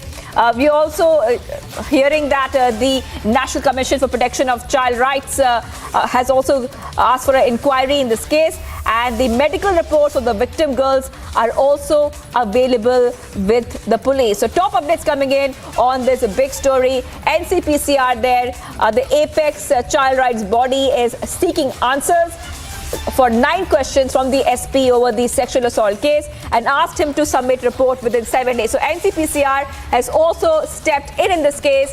They have met the family of the Mutt victims. NCPCR is seeking details on the Mutt rape scandal. And let's have a look and listen in to all those reactions coming in. They are safe. You need not worry about the security of the children. They are safe. We have shifted them. People are fearing that you are allowing influential people to enter Parliament. No. What about the other children in the hostel? They have been shifted. You have to ask CWC. Okay, they took a decision to shift. Yes. That means that there is a concern about the safety of the children in the Yes, hostel. exactly. There is a concern about their safety. See, it is the Child Rights Commission has instructed to shift them. They have done that. Where have they been shifted, ma'am? To various hostels. Wherever space is available, we have shifted them. Okay. There is no law and order problem here. Everything police is taking care of.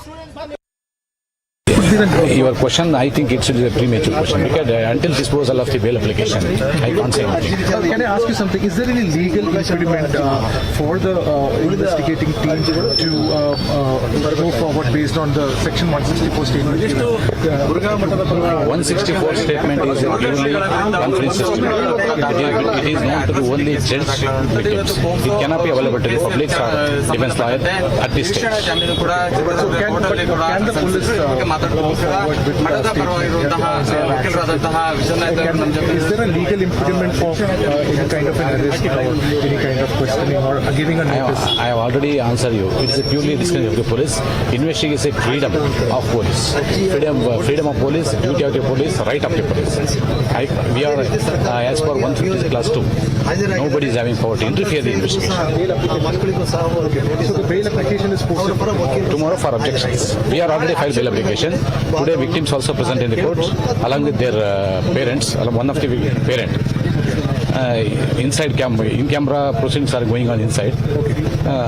Tomorrow it will post it up.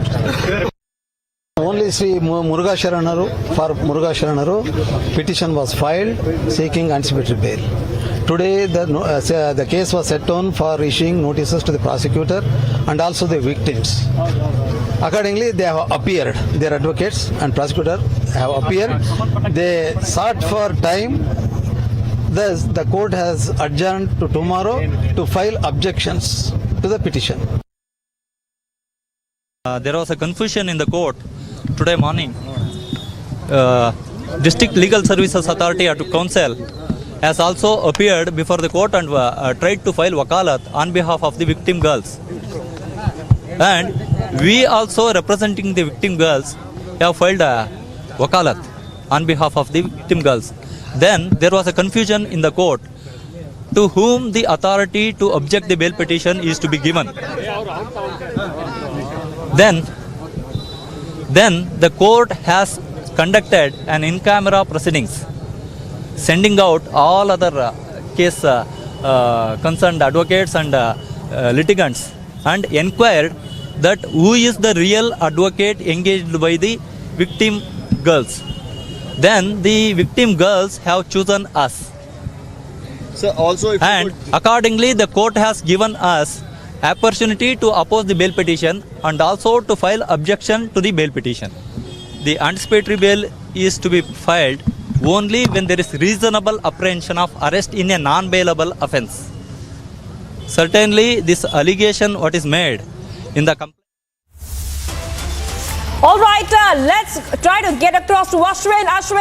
Ashwin, if you can hear me, because Ashwin is getting us all the updates. He's leading the story there from Chitradurga. Ashwin, I think you can hear me right now. Take us through this petition which has been moved in the Karnataka High Court in the Seer case, where they want immediate intervention of Karnataka High Court, and they want that the accused gets summoned and questioned by the police.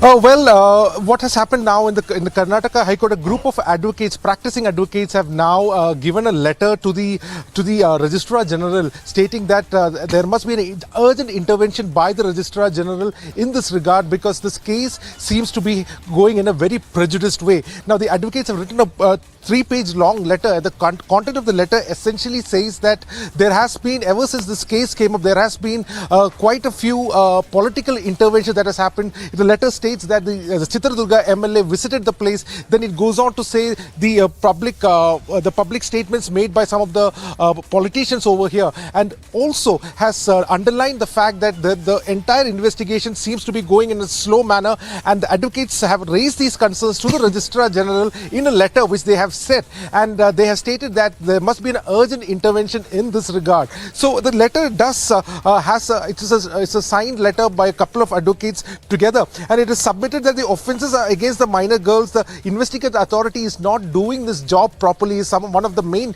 contention that this letter has been put forward to.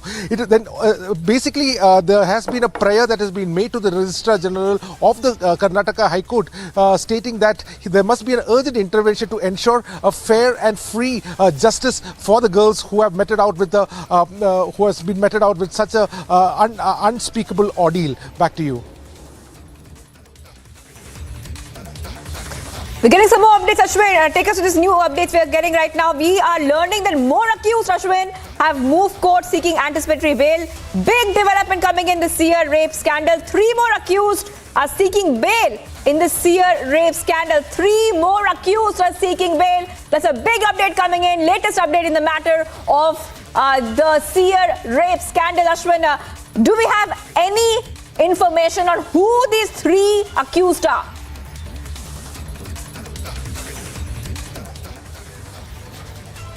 Accused number 1 is definitely the plaintiff of the mutt. There are other people. There are other 3 more people who have been included in the mutt, and one is the warden of the mutt itself. Then there are 2 other officials who belong to this mutt. So their names have also been included as accused in this case. Perhaps we have not been speaking much about it because the entire focus has been on the Seer. But now the co-accused in this case is also is trying to get the legal route to ensure that they do not get arrested immediately in this regard.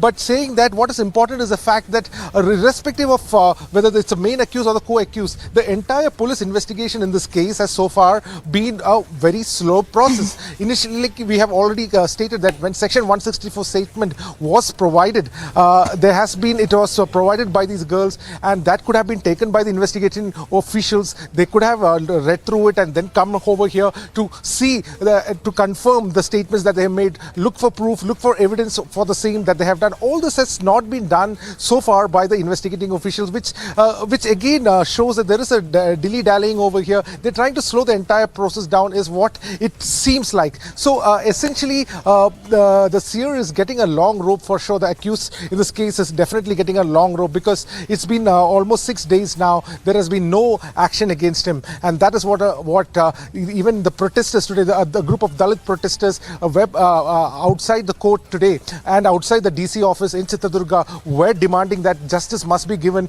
and speedy action must be done. And also the demand was that the seer of this, the pontiff of this mutt, must step down from his official duties and step down and face the law. But there is a public outcry. There's also a possibility that in the coming days, if this kind of a slow-paced investigation is going on, there could be a possibility that these Dalit organizations will stage large-scale protests across different parts of Karnataka.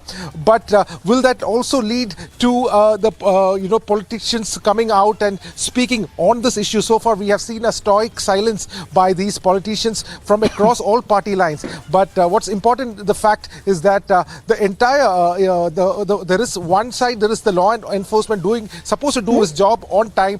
That is not exactly going in the pace it should be. But on the other side, the court is also active. Now tomorrow is a very important day. The anticipatory bail has been challenged by the survivors, and tomorrow is a very important day as well. So we will be giving all the latest updates. We are here right now outside the mutt over here. We are looking, we have been over here. We have been observing what is happening over here. We have seen over the time some more parents had also come in asking about the whereabouts of their children who has been wards over here. So all this is happening right now. The mutt is definitely under a huge pressure. The officials of the mutt, like yesterday, for instance, one of the directors of the mutt, who also happens to be the JDS member of Chitradurga, Virendra Pappi, had just a while ago had again come over here, visited the mutt officials, ensuring that the activities of the mutt is going on. There's a lot of pressure that is there in the mutt. The seer is definitely not come out. Yesterday we did show those visuals as well.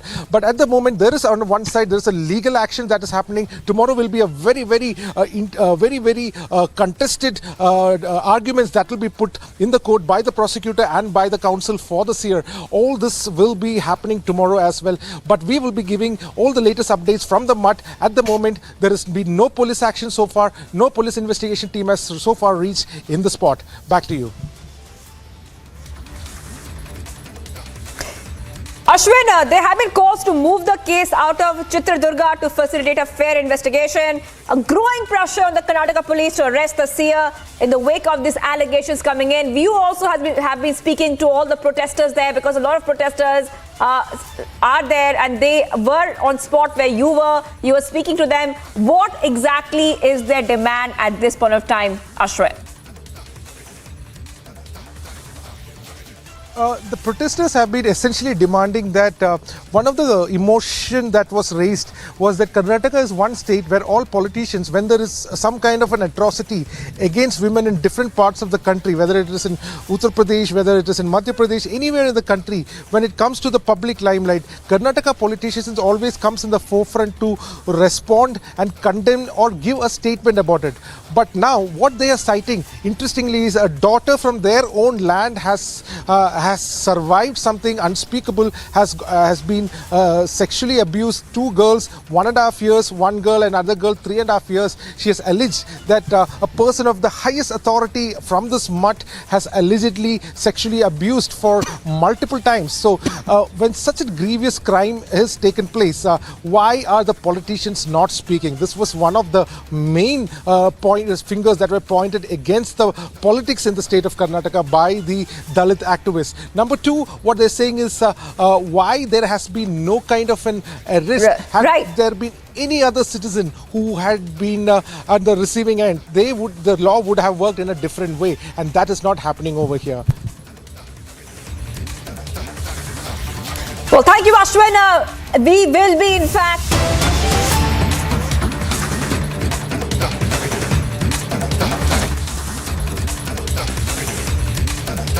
the LG office is a case of protest versus protest, which is coming in from New Delhi. A lot of drama also transpiring early in the day outside Delhi Assembly, where the BJP was also protesting against Aam Aadmi Party, and right now Aam Aadmi Party is protesting outside the LG office. We're getting you those shots from New Delhi live as we speak, and we can also tell you that the Aam Aadmi Party leaders are also being detained at this point of time. You can see the visuals there. They're being taken away in a bus. Visuals coming in from New Delhi. The entire case, Liquorgate, education policy, and also allegation of a scam by the Aam Aadmi Party against LG, that all that is coming up. A lot of allegations being hurled. One party hurling allegations against the other. That is a big story we're tracking right now.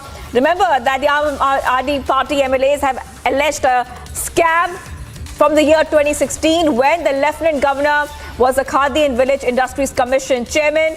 On the other hand, BJP MLAs are demanding sacking of ministers Manish Sisodia and Satyendra Jain over alleged corruption. That's a big news coming in at this point of time. All right, we're also learning that one of the MLAs there have also been detained at this point of time. A couple of Aam Aadmi Party MLAs are being detained. You can see the visuals there on the screen of Aam Aadmi Party MLAs being detained at this point of time. The protest continues outside the LG office. Live visuals of the Aam Aadmi Party's Amanatullah Khan being detained. Big showdown coming in from the national capital and Republic. Delhi की जनता को जवाब चाहिए LG साहब से। आगे महिलाओं के ऊपर इतने अपराध, इतने अत्याचार क्यों हो रहे हैं? दिल्ली की जनता जवाब मांगती है। टाइम नहीं है, सोरेन एलजी साहब, भाई साहब, एलजी साहब को दिल्ली की कानून व्यवस्था की चिंता नहीं है। एलजी साहब मुर्दाबाद, एलजी साहब मुर्दाबाद, एलजी साहब मुर्दाबाद, एलजी मुर्दाबाद, एलजी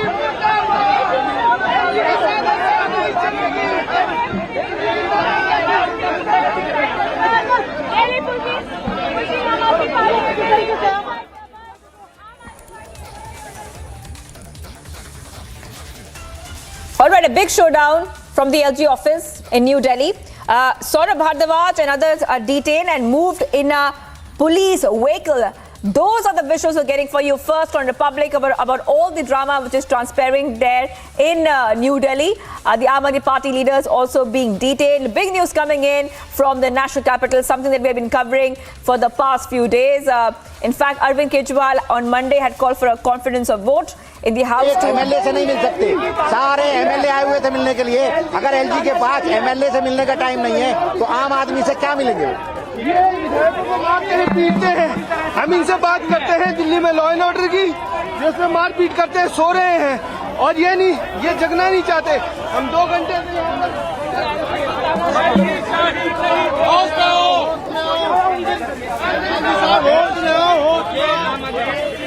संगम विहार में एक बच्ची के बाप ने पुलिस को कंप्लेंट की कि पड़ोस के बच्चे छेड़ते हैं उसको।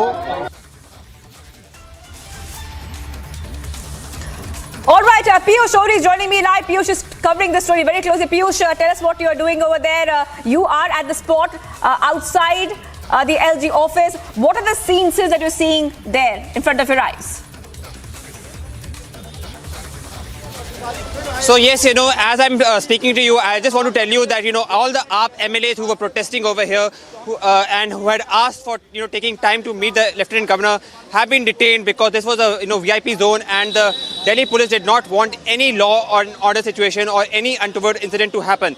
But, having said that, the most important thing over here to note is that, there's another confrontation which has taken place between the Lieutenant Governor and the Aam Aadmi Party MLAs and leadership, where the Aam Aadmi Party leadership now has taken, note of the deteriorating law and order situation in Delhi, and especially, the recent situation of a girl being shot at in Sangam Vihar, and have stated that, all this is being happening because of the inept leadership of the Lieutenant Governor, who they feel is the agent of BJP. So, now another narrative has been, given by the Aam Aadmi Party leadership to target the BJP as well as the Lieutenant Governor over the deteriorating law and order situation in the capital.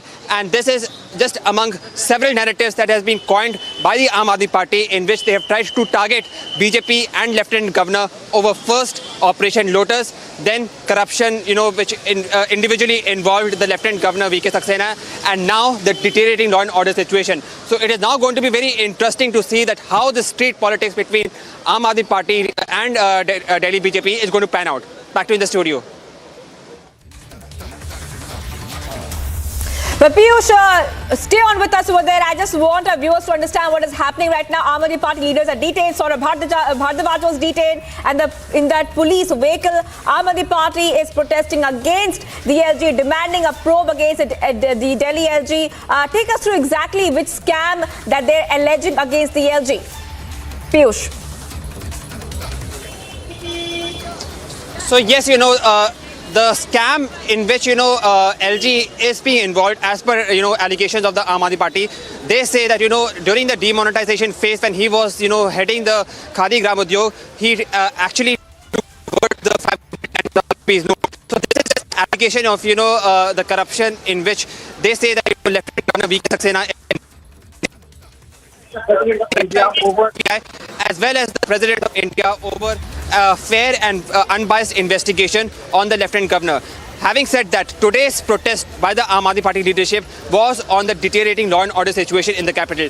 They say that, the Delhi police and the land is under the control of BJP and the Lieutenant Governor, and thereby... All right, Piyush, thank you for getting us all those details, Piyush. I'll be coming back to you. Massive drama in the national capital, but I want to go across to Maharashtra. We're getting some breaking news coming in from Maharashtra. An elderly woman was assaulted and abused by the MNS workers there in Mumbai.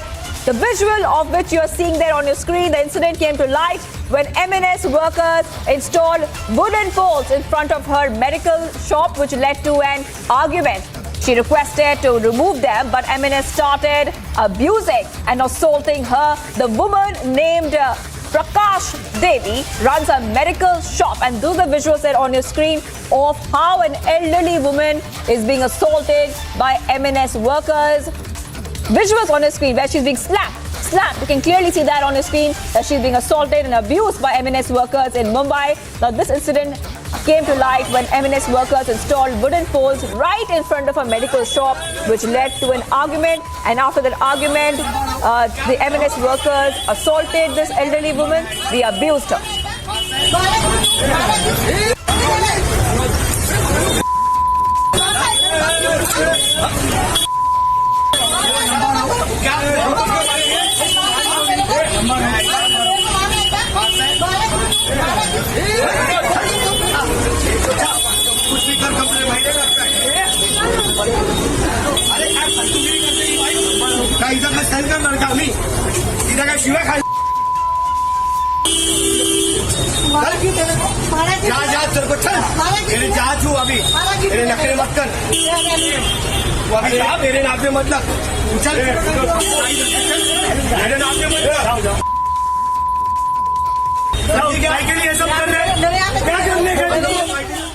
All right, so you heard what's happening in the background. You can hear the sounds which we just showed you, where the abuse is being hurled at her. We had to beep it out because she is being assaulted, she's being abused, she was being slapped. All of those visuals you could see clearly on your screen, viewers. Now this is coming in from Mumbai. An elderly woman there, helpless, she's crying while being assaulted and abused by MNS workers. An incident coming in from Mumbai, and we'll keep tracking the story very, very closely for you. We continue to be live and breaking. Let's see what's happening on the other side when we come back. Illegal madrasas debate heats up after Assam. Now, Yogi government to act against illegal madrasas across UP. And anger erupts across Karnataka over inaction against accused. Victim run around, but accused is still not arrested.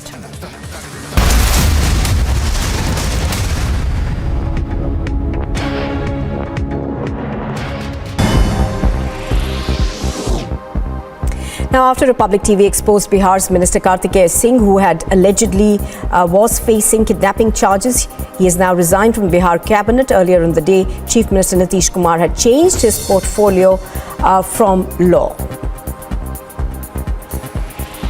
Amid the political potboiler in Jharkhand, a cabinet meeting is scheduled for today. 5 out of 31 ministers who had earlier moved to Raipur have reached Ranchi. More ministers are now likely to join in. Prime Minister Modi will inaugurate the Science Conclave at the Science City in Ahmedabad, Gujarat on the 10th of September. Science and technology ministers of all states, administrators of union territories, senior officials of various ministries, departments and CEOs of 100 startups are expected to take part in the two-day conclave. As the investigation in West Bengal's cattle smuggling case intensifies, the name of another TMC leader has now come under the CBI's radar. The CBI, while looking forward to making a major breakthrough in the case, conducted massive searches and raided 62 properties across the state. News from across the country. Prime Minister is set to embark on a two-day visit to Kerala here. The Prime Minister will reach Kerala at 4 p.m. Prime Minister will also inaugurate the Petta-Tirupani-Thara stretch of the Kochi Metro at 6 p.m. Notably, Chief Minister Pinarayi Vijayan and Governor Arif Mohammed will take part in this function. The UP government has issued instructions to all district magistrates to conduct a survey of unrecognized madrasas by 10th of September. The survey team will include the SDM, BSA and District Minority Affairs to crack down on illegal madrasas in UP.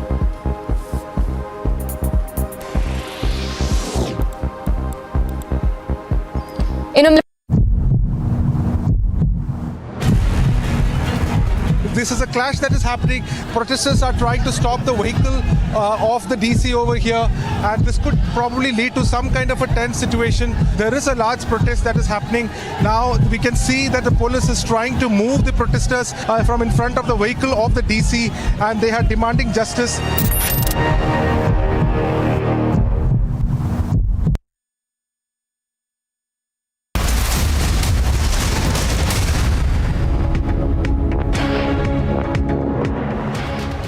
Welcome back. You're watching Republic TV. Earlier today, the AIMIM chief Asaduddin Owaisi held a news conference, and in that news conference, he took on the Yogi Adityanath government, essentially over a decision that was taken to conduct surveys. The state government of Uttar Pradesh says it's a survey against unauthorized, unrecognized madrasas. Let me go across to Mr. Owaisi and ask him some of those questions. Mr. Owaisi, can you hear me? Good afternoon. Connected, sir. Can you hear me, Mr. Owaisi? Good afternoon, Connected, sir. Okay, just lost the line there with Mr. Owaisi. So we'll go across to him. Can you hear me? Can you hear me? Okay, I'll just fix that. Fix the live feed there with Mr. Owaisi. So Asaduddin Owaisi held a news conference. This is over the madrasa debate. Now, what is this madrasa debate in Uttar Pradesh? The state government, this is Assam, this is not about Assam, this is about Uttar Pradesh. So Yogi Adityanath government declared that they would be conducting a survey of unrecognized madrasas to ascertain information on the number of students, teachers, curriculum, and also the affiliation with any non-government organization. An executive order to transfer the teaching, the non-teaching staff of aided madrasas with the consent of the managers of the madrasas concerned, along with the approval of the registrar, the UP Madrasa Education Council. And another reason why the National Commission for Protection of Child Rights, Government of India, has also taken a decision to conduct this survey of unrecognized madrasas is to ensure basic facilities to the students of these madrasas. Now that's what the government of Uttar Pradesh said. Also, the Uttar Pradesh government, that is the minority of welfare minister Danish Azad Ansari, the Muslim Waqf and the Waqf department has also informed that the order also holds to give maternity leave, childcare leave to women employees working in madrasas in the light of the rules applicable in the Department of Secondary Education and Basic Education. Now that's what the government of Uttar Pradesh says. The Yogi Adityanath government is taking this approach, and this is what they have said in the details given.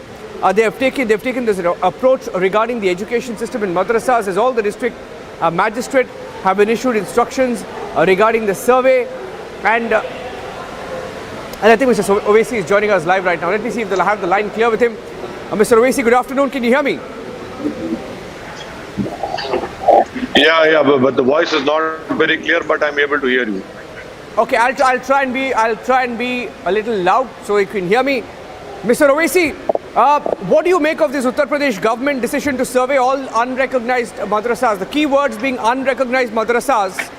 When every institute is regulated, why should madrasas be regulated? Well, what do you mean by regulated? I don't take any. These madrasas don't take any grants from the government, and this is a clear violation of Article 30. This is, how can you stop me from running a madrasa according to? I have the right to administer that madrasa. Why can't this same survey being done for all Vidya Mandir, Shishu Mandir, or even private schools, or even government Uttar Pradesh schools? You find out how many girls' schools have toilets or not, how many electricity connection is there, what is the drinking water facility is there. This is a targeted survey which is being done. The government says, and I'm purely going by what they've said because we don't have the full details. Now, the government has said, they have said they're trying to ascertain information on the number of students, teachers, curriculum, affiliation with any non-government organization. Now, on the back of what's happening in Assam, what's wrong with this? Well, why don't you do a same survey for Vidya Mandir, Shishu Mandir? Why don't you do a same survey for other schools? You are doing this to create a fear, an environment of fear. You are doing this to create hatred for Muslims, and it's very unfortunate. There is no need for such a survey. The UP government, Niranjan, they say that they are doing this survey because to fulfill the requirements of National Commission of Protection of Child Rights. So students who are studying in government schools are not child. Students who are studying in private schools are not children. Why not go and check over there? The NCPCR, Mr. Owaisi, the NCPCR from the center also has something to say about this. They say this decision has been taken to conduct a survey of unrecognized madrasa, also to ensure basic facilities for the students of madrasas, and to also ensure that maternity leave, childcare leave is given to women employees working in madrasas in the light of the rules. Therefore, my question is, why not if it's for the welfare of Indian Muslim students? Well, Niranjan, there are many madrasas in Uttar Pradesh which are affiliated to the government madrasa board. Now, it is a fact I'm telling you, from last 5 years, only 5 months salary has been paid to those madrasa teachers. You are not discharging the responsibility which has been entrusted to you. And now you go overboard. And then you want to go to those madrasas which are not taking a single pie from the government, which are being run on the basis of the community support, which has been run on the basis of zakat and sadaqah, which the community gives.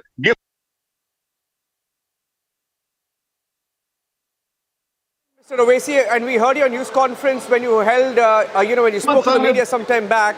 You discharge that responsibility first. Yeah. And you talk about Indian Muslims. Indian Muslims are suffering because of the injustice that have been perpetrated by the BJP government. Now, Mr. Owaisi, I'll tell you what the controversial part of your news conference was.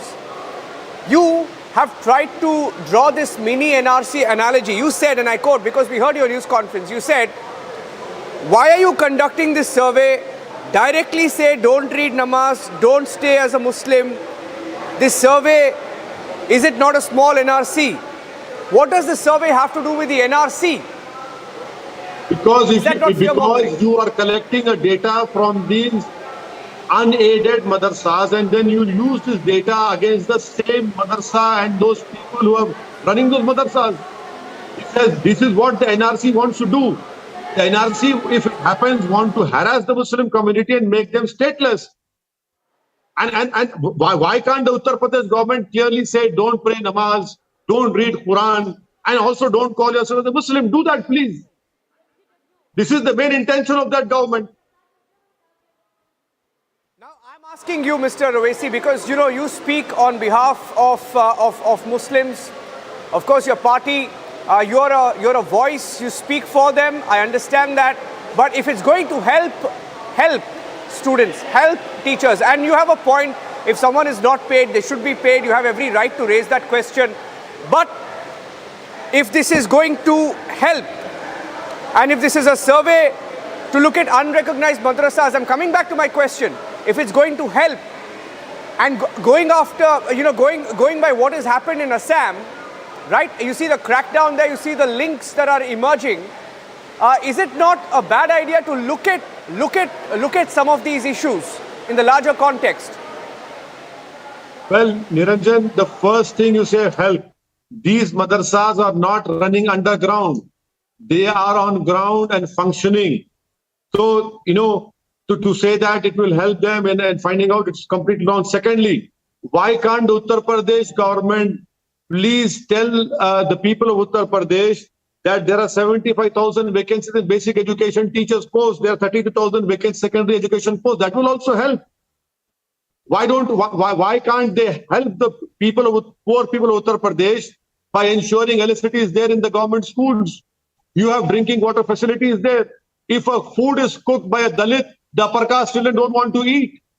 So there are many things which the Uttar Pradesh government can help the poor people of Uttar Pradesh.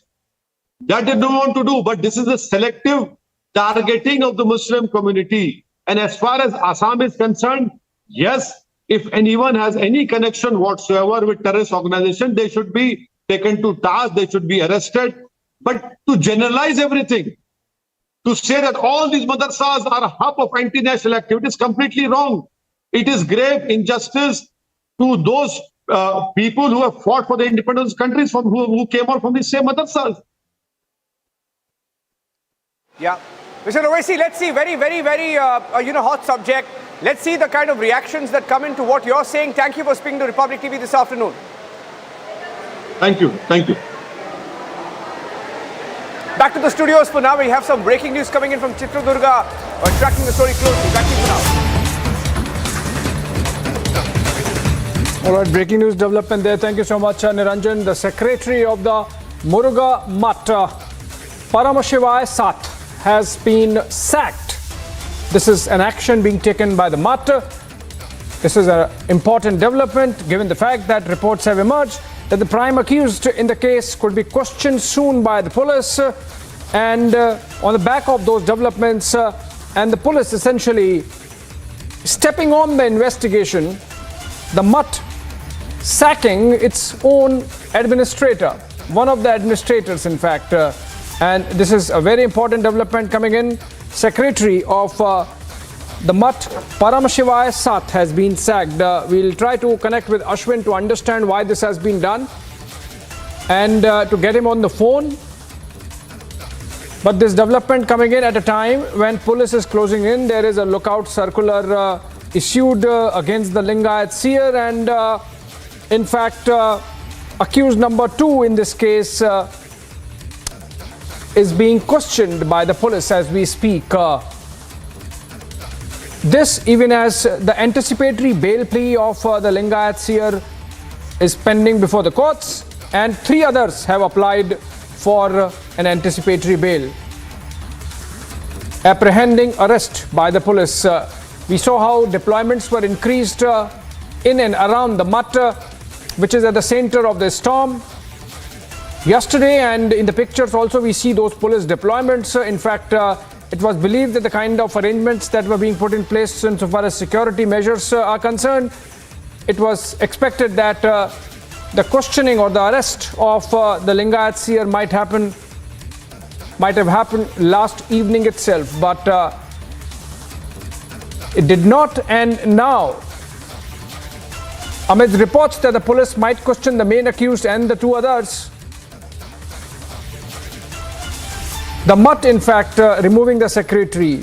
Let's go to Ashwin and try to understand the importance of this development, which comes on the back of sustained reporting being carried out by the Republic Network, and Ashwin there on the ground. Ashwin, please tell us what is the relevance of this action of the secretary of the Mutt being sacked, Param Shivaya Sath. He has been sacked from the Mutt.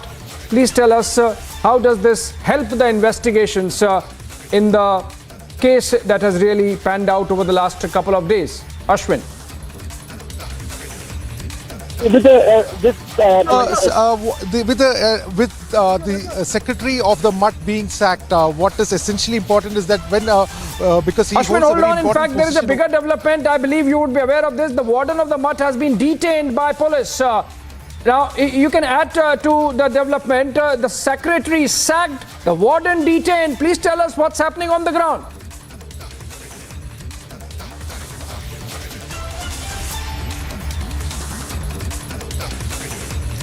Yes, we were also waiting very closely to see what will be the action that will be taken by the administration of the Mutt itself. Now, what we get to hear is that the warden has been detained because one of the accused in this case warden is the co-accused in this case. The seer, the pontiff is the main accused, is the accused number one. There are three more other co-accused in this case, and one of them is the warden. So obviously, when the heat is on, the co-accused will have to be available in front of the court when the proceedings and all will take place. The investigating officials will also be questioning the co-accused as well. All this were to be known, but at the moment the co-accused are not here in the Mutt. They are in an unknown place, but they will be detained. It looks like probably the police have started taking cognizance of the protest that has been happening on the ground for a pretty long time, and probably as a matter of fact, they, instead of taking the seer into custody, they must have gone to the co-accused to take them into some kind of a interrogation process and everything. Meanwhile, we also get to know that the secretary, who's the Basavaraj, who's another secretary, the ex-MLA of the Mutt, has also been ripped of his position over here from the Mutt, is what we get to hear from the Mutt sources over here. Instead, another retired judge has been appointed, as well as what we get to hear. There's a lot of things happening, but what we gather at the moment is that the warden has been detained, and one of the secretary, who is an accused in this case, the accused in this case has also been detained as well. Back to you, Abhishek. Now, Ashwin, you have to tell us, the sacking of the warden is happening almost 5 days after the story broke, and is it sort of admitting some share of the charges that yes, something happened in the Mutt because of which the warden needs to be held responsible, and that's why he has been arrested? Also, the secretary being sacked, was it done because it is believed that the secretary also did something which in some ways assisted the happening of the crime there at the Mutt? Abhishek, there are 4 accused in this case along with the seer. So obviously action is imminent against these people. Now the sacking of the secretary is just a minor thing. In fact, that must have been done much earlier. The secretary is an accused. So in order to ensure that there is free justice and there is no kind of influence, because the secretary can hold crucial documents, can have access to some of the information, including the CCTV visuals of the evidence evidences that has been collected, the registrar, all this can easily be accessed by the secretary. So if he is still not ripped off his power, obviously that will affect the entire course of investigation. So it is clear that the warden has been detained, and also we also get to gather that the secretary has been sacked. We'll be giving you all the more updates about this, because we are getting some information that in the court also something is happening. So we'll be also giving you some more updates of this case after a short while. Back to you, Abhishek.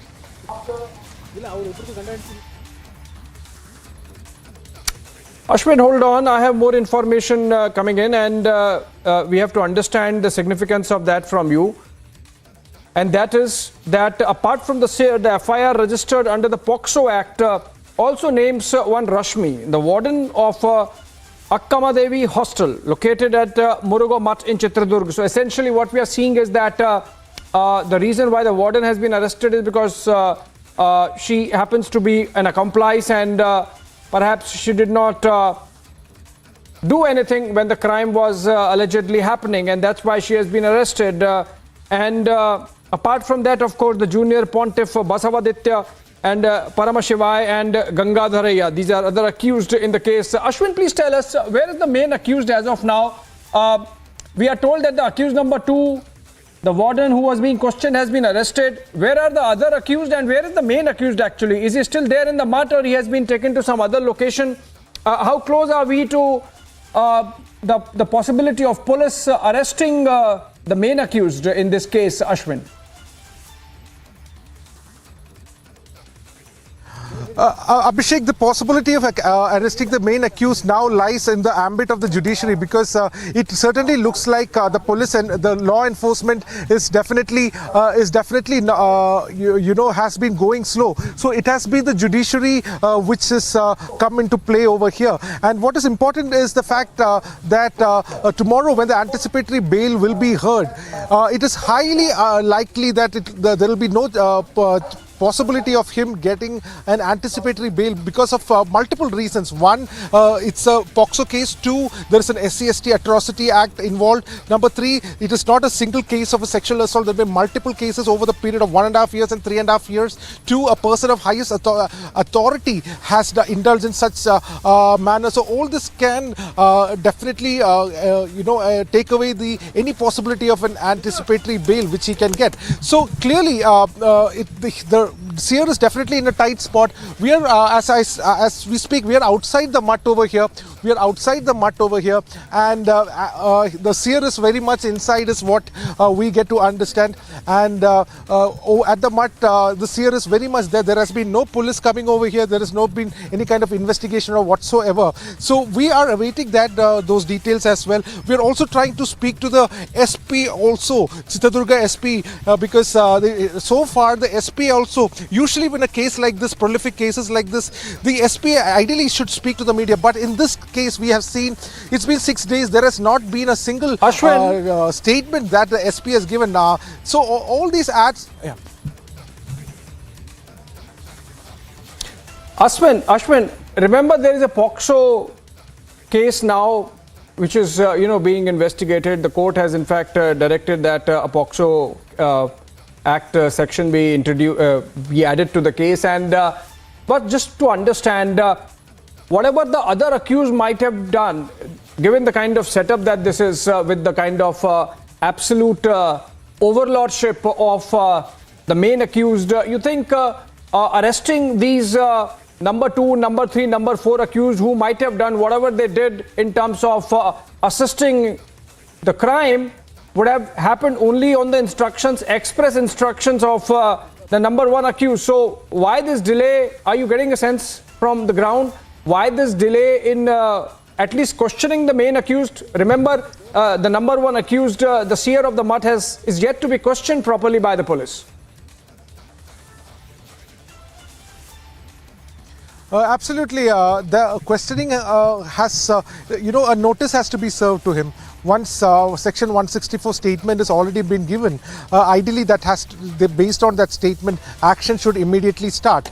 But the Section 164 statement was given more than 48 hours ago, and it was a long statement that was given. But we have no kind of information where the investigating team has taken these the statement from the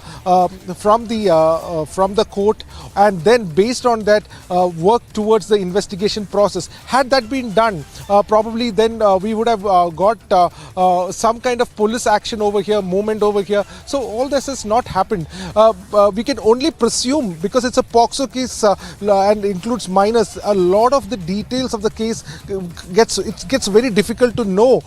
One of the primary reasons, because it's a POCSO case, it's very difficult to know such information through the sources itself. So what we can presume is that perhaps a slight action of started happening, maybe due to the public pressure. That is why the warden has been taken into has been detained, and the secretary has been sacked as well.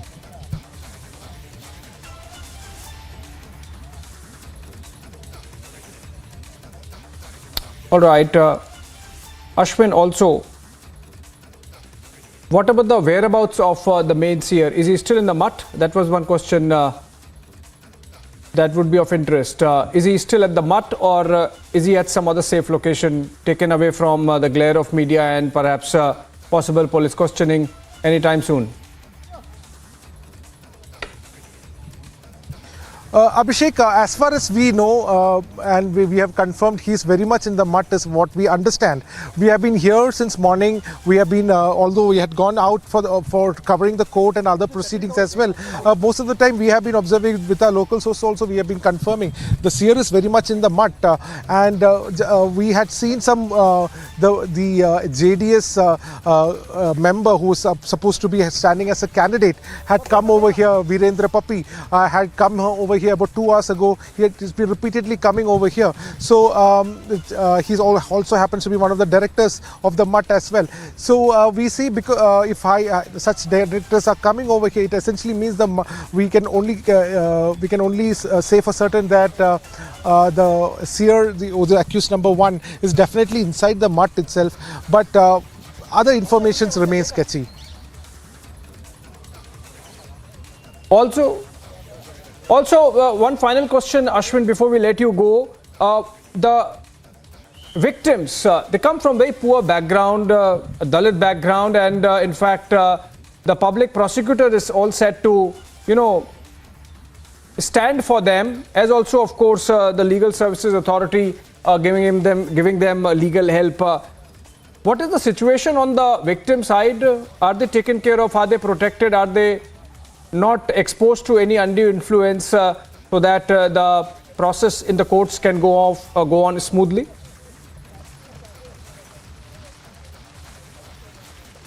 See, today also the victims, we have not seen something like this before. The survivors have been brought in to the court today again to give the statement on the additions that was being made in the FIR on the SC/ST Atrocity Act. Again, statements were given. The survivor along with the guardians were also here at the court today. So what we get to understand is that there is a lot of work, a lot of ordeal that survivors are going through even now. They should have been kept under the observation of the CWC. We get to pick up that the court had ordered an in-camera proceeding and allowed and told the survivors were told to give the statement again in the absence of all the advocates and everybody. Only the judge was there. So which essentially means they have been repeating this 164 statement they had given. Now they have again in front of the court. They are going through these processes. Certainly it is something could be very inconvenient for these young minor girls.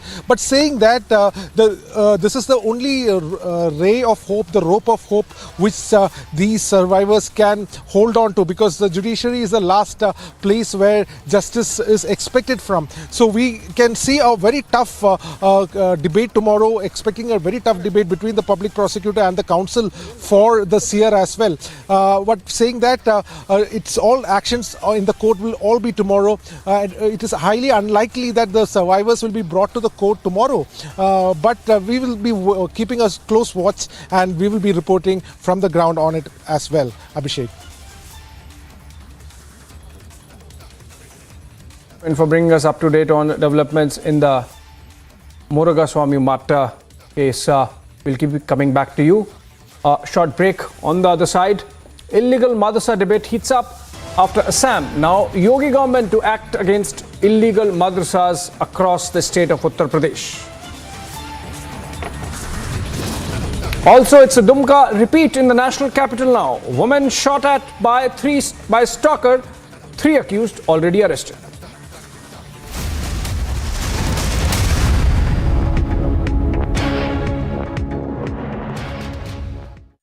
Seema Patra is a BJP leader, not a small leader. Someone who is on the National Working Committee of the BJP's women's wing. This BJP leader has tortured her domestic help brutally. Seema Patra has finally been nabbed by the police. She was arrested late last night. This, of course, after Republic TV's continuous campaign.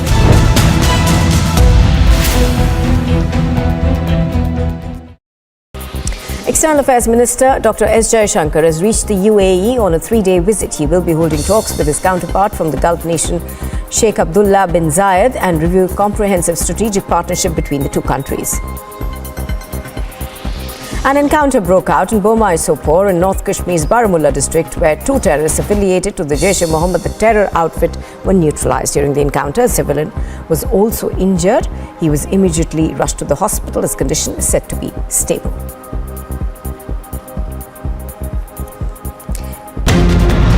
Aam Aadmi Party MLAs are protesting here and raising their voice against the operation notice. A Patna museum to maintain law and order, police personnel resorted to lathi charge.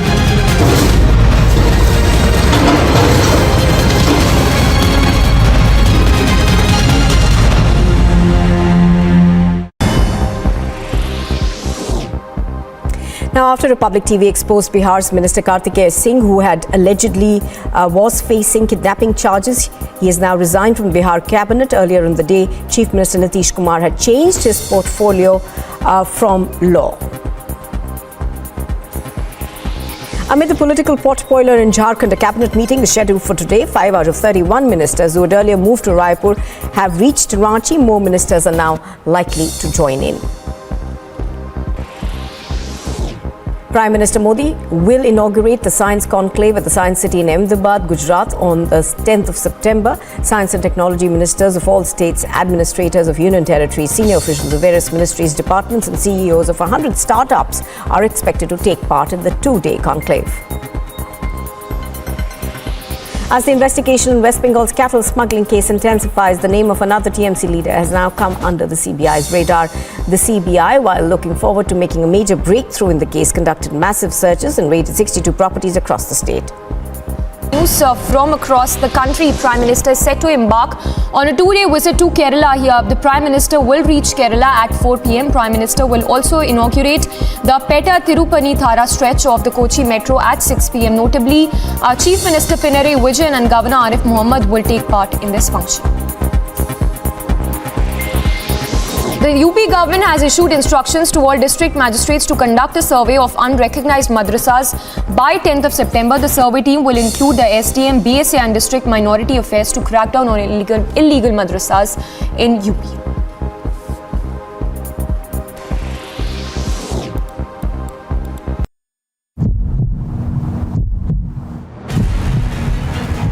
This is a clash that is happening. Protesters are trying to stop the vehicle of the DC over here, and this could probably lead to some kind of a tense situation. There is a large protest that is happening.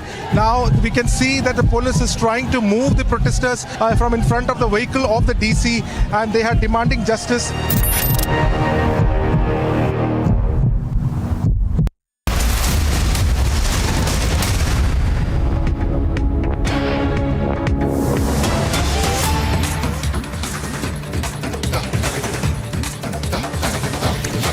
Getting in some more breaking news right now. Republic TV's Prakash Singh is reporting live from Patna, where the JDU poster for 2024 has Nitish's face. Remember, this comes at a time when there was also a joint press conference that was done by Nitish Kumar and KCR, essentially hinting that whether at all, he's cutting short KCR's 2024 aspirations. Remember, from that press conference, what essentially emerged is that they're also trying to project that it would be the regional parties that would be the face of the front and not really the Congress party. Let me quickly go across to Prakash, who's joining us right now. Prakash, a poster which has a lot of messages.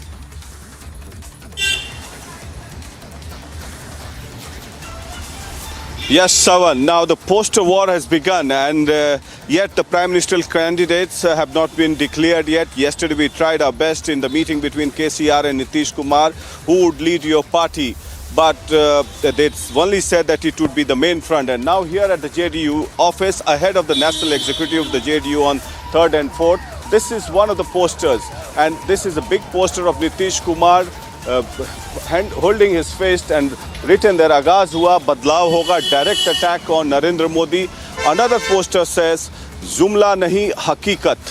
So, Jumla nahi hakikat, as it is oftenly targeted on Narendra Modi, that the 15 lakh money that was supposed to be given to the poor people was a jumla, and that is one attack, even though the Prime Ministerial candidates have not been declared by the regional parties. We don't know yet as to who would be the leader of the regional parties. Another poster says, Pradesh mein dikha, desh mein dikhega. This exemplifies the fact that it is all about the Nitish model in Bihar, and the country will also see the Nitish model. Another is Aswasan nahi Sushashan, that we don't give assurances, we only perform and give Sushashan. This is another poster. So this is ahead of the National Executive meeting. And what we witnessed yesterday, that will the regional parties come together, when Nitish Kumar and KCR said openly that it's the main front. Now it's a message clearly to the Congress party that they are the main front and the regional parties should play an important role and the Congress party should play a second fiddle.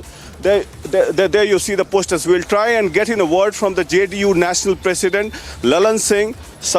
I'm just walking inside the room and we'll try and get a word from Lalan Singh as well, because hectic parleys and hectic activities here in the JDU office here in Patna. A lot of workers and cadres gathered here in the JDU office, and ahead of the National Executive meeting, JDU National President.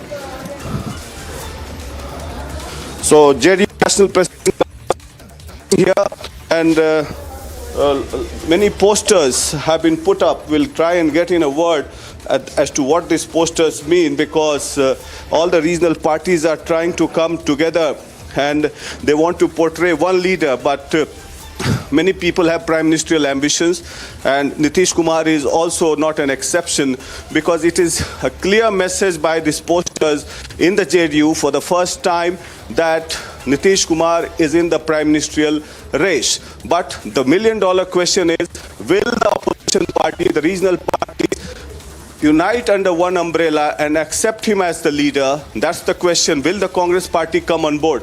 Lalan ji, ये जो poster लग गए हैं आज, जुमला नहीं हकीकत है, प्रदेश देखा देश देखेगा, आश्वासन नहीं सुशासन है, इसका क्या मतलब है? देश देखेगा मतलब क्या? मतलब तो आप निकाल रहे हैं अपनी सुविधा के अनुसार। मतलब इसका बहुत साफ है कि 2014 में जो देश के माननीय प्रधानमंत्री जी ने देश की जनता को जो वादा किया था, आज तक पूरा हुआ गया। 2014 में उन्होंने वादा किया था कि हर साल 2 करोड़ लोगों को रोजगार मिलेगा, सबके खाता में 20 लाख रुपया जाएगा। जितना वादा उन्होंने किया उसमें कौन सा वादा उन्होंने पूरा किया? और उसके बाद चुनाव के बाद माननीय गृह मंत्री जी का एक इंटरव्यू भी हम लोगों ने देखा था, जिस इंटरव्यू में उन्होंने कहा था कि ये सब एक जुमला है जो चुनाव में कहा जाता है। तो नीतीश, अब बात या तो मेरी सुनिए, तो या तो उसको मान लीजिए, तो जुमला। और बिहार में नीतीश कुमार जी 17 वर्षों से बिहार के चीफ मिनिस्टर हैं, जो भी उन्होंने बिहार की जनता को वादा किया उसको सरजमीन पर उतार कर उन्होंने पूरा करने का काम किया। बोल रहे हैं कि प्रदेश देखा देश देखेगा, तो देश को क्यों दिखाना चाहते हैं आप? इसलिए कि देश ऐसे जुमलाबाजों पर भरोसा नहीं कर रही है। अब केसीआर ने तो नाम नहीं लिया, लेकिन नीतीश जी का वो तो बोल रहे हैं कि हम लोग टाइम आएगा तो बताएंगे कौन लीडर होगा रीजनल पार्टी का, हमारा मेन फ्रंट है। ये आपको कौन कह रहा है कि नाम लेने की जरूरत? कोई किसी को नाम लेने की जरूरत नहीं। Well, in fact, a pointed question was put out by my colleague Prakash when that press conference was being held, a joint press conference between Nitish Kumar and KCR. Listen in to what KCR had to say. 50 minute हो गया इस पूरे प्रक्रिया में Congress party की क्या भूमिका होगी? विपक्षी एकता में कांग्रेस पार्टी की क्या भूमिका रहेगी? राहुल गांधी क्या प्राइम मिनिस्टर के दावेदार रहेंगे? क्योंकि कांग्रेस पार्टी कहती है कि अरे ये सब सवाल काहे के लिए? राहुल गांधी। देखिए ऐसा है, नहीं सब सिंपल बात है। मैंने साफ कह दिया कि आप होशियार है, मैं आपसे भी होशियार हूँ। मैंने कह दिया है, कहिएगा वही भैया मैंने प्लीज मैंने बता दिया है, मैंने उनका नाम लिया तो आप बैठ जाइए। ऐसा है, हम जरूर बैठेंगे। भाजपा के जितना विरोधी दल है इस देश में, उनको सब एकजुट करने के हर संभव प्रयास हम करेंगे। अब इससे बढ़िया बात आपको क्या? इसके बाद में बैठक में सर्वानुमति से, सर्वसहमति से जो बात निकल कर आती है वो विस्तार रूप में हम आपको बताएंगे। विकास बिना ब्राह्मण के कोई शादी होता ही नहीं है, आपके बगैर कोई चीज हो ही नहीं सकता। उसमें नीतीश जी का नाम प्रपोज होगा।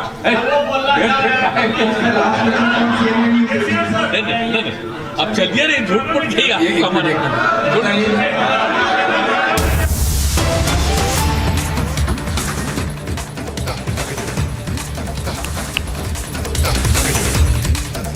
Can I get some more breaking news right now? This is coming in from Mumbai, where Chief Minister of Maharashtra Eknath Shinde is now meeting MNS Chief Raj Thackeray.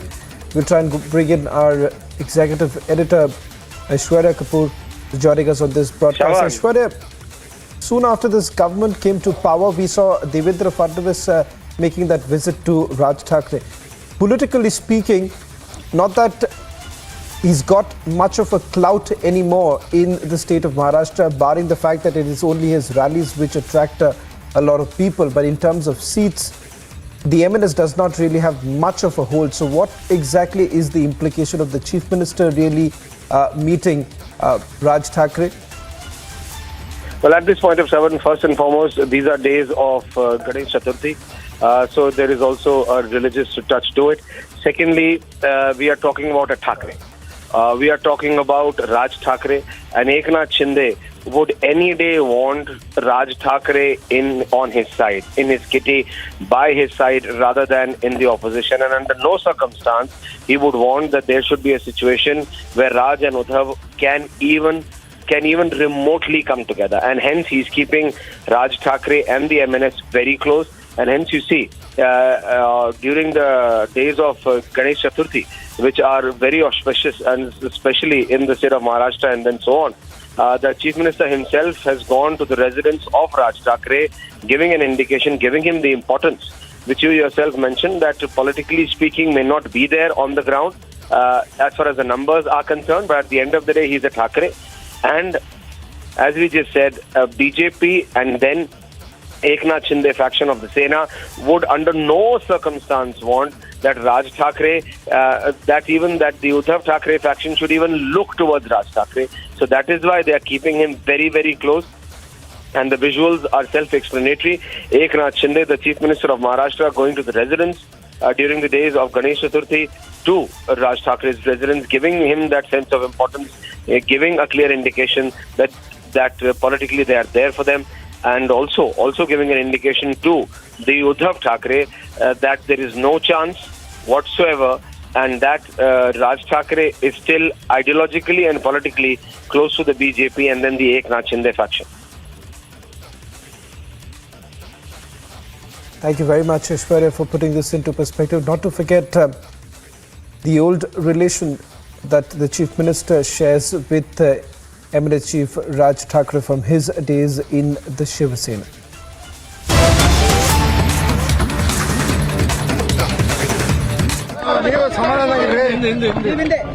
ನೀವು ಸಮಾಧಾನವಾಗಿರ್ತೀರಾ? Sir, there are allegations against you saying that you are the main person who conspired against sir ಕೈ ಎತ್ತಿರಿ sir. ನೀವು ದಾರಿ ಬಿಡಿ, ನಾವು ಮಾಡ್ಕೊಡ್ತೀವಿ. ಪ್ರಕರಣಕ್ಕೆ ಸಂಬಂಧಪಟ್ಟಂಗೆ ಮೊದಲ ರಿಯಾಕ್ಷನ್ ಏನ್ ಕೊಡ್ತೀವಿ?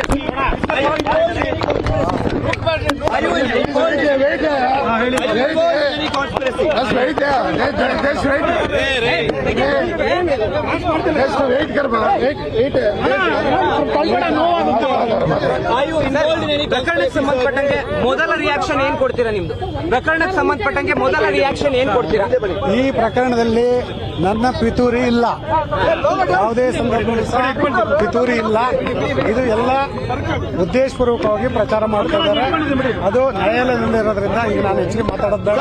ಖಂಡಿತ ನಿಮಗೆ ಮಾಹಿತಿ ಇದೆಯಾ ಸರ್?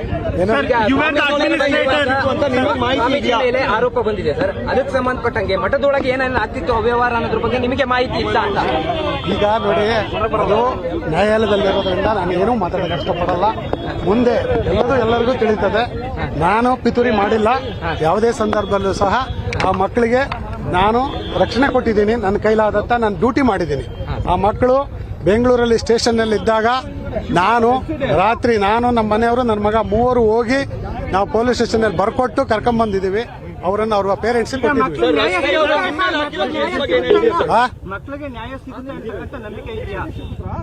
ಮಕ್ಕಳು ನ್ಯಾಯವಾಗಿದ್ರೆ ನ್ಯಾಯ ಸಿಗುತ್ತೆ, ಅನ್ಯಾಯವಾಗಿದ್ರೆ ಸಿಗಲ್ಲ.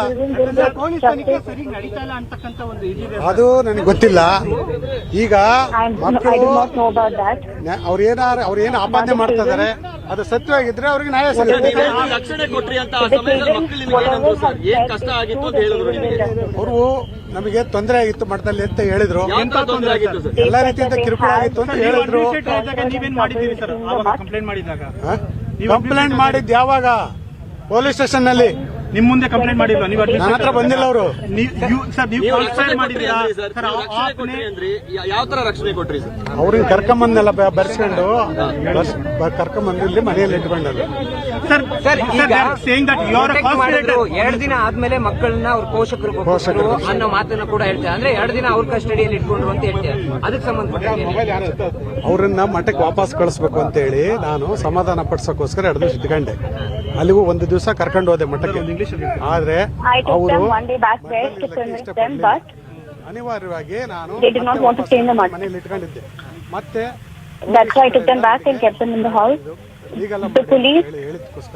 The police said take legal action, which is why after that I called the parents and told them to take them away.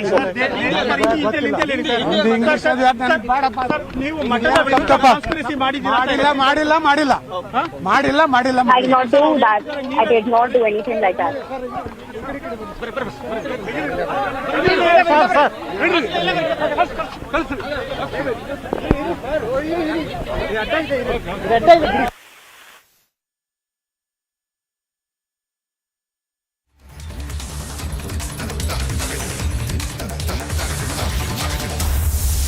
Well, in fact, it does appear that this blame game essentially began the moment the complaint was registered.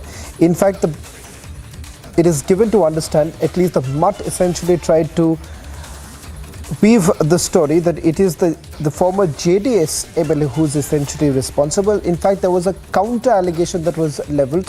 Former JDS MLA has been named as an accused, has got a bail. Remember, there was an FIR that was registered against him, a counter FIR, if I may say so.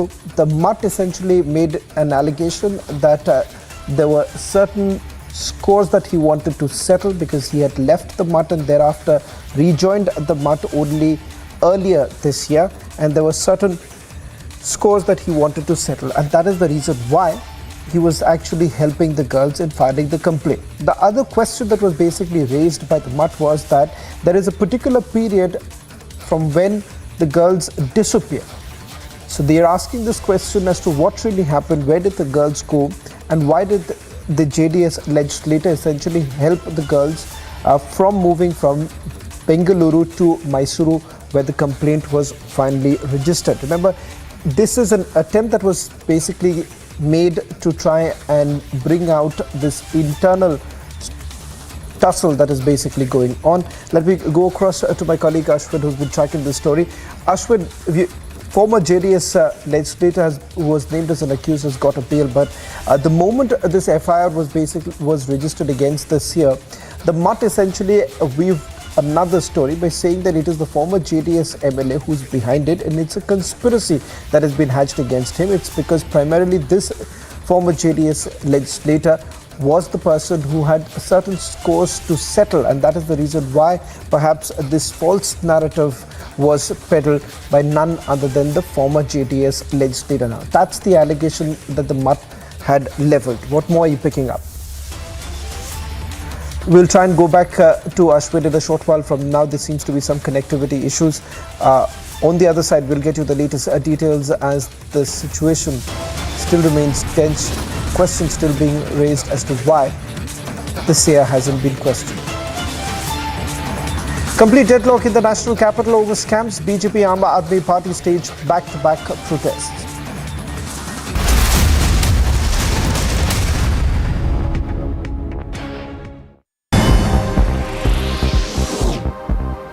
Now, after Republic TV exposed Bihar's Minister Kartikeya Singh, who had allegedly was facing kidnapping charges, he has now resigned from Bihar cabinet. Earlier in the day, Chief Minister Nitish Kumar had changed his portfolio from law. Amid the political potboiler in Jharkhand, a cabinet meeting is scheduled for today. 5 out of 31 ministers who had earlier moved to Raipur have reached Ranchi. More ministers are now likely to join in. Prime Minister Modi will inaugurate the Science Conclave at the Science City in Ahmedabad, Gujarat on the 10th of September. Science and technology ministers of all states, administrators of union territories, senior officials of various ministries, departments and CEOs of 100 startups are expected to take part in the two-day conclave. As the investigation in West Bengal's cattle smuggling case intensifies, the name of another TMC leader has now come under the CBI's radar. The CBI, while looking forward to making a major breakthrough in the case, conducted massive searches and raided 62 properties across the state. News from across the country. Prime Minister is set to embark on a two-day visit to Kerala here. The Prime Minister will reach Kerala at 4 p.m. Prime Minister will also inaugurate the Petta-Tirupani-Thara stretch of the Kochi Metro at 6 p.m. Notably, Chief Minister Pinarayi Vijayan and Governor Arif Mohammed will take part in this function. The UP government has issued instructions to all district magistrates to conduct a survey of unrecognized madrasas by 10th of September. The survey team will include the SDM, BSA and District Minority Affairs to crack down on illegal madrasas in UP.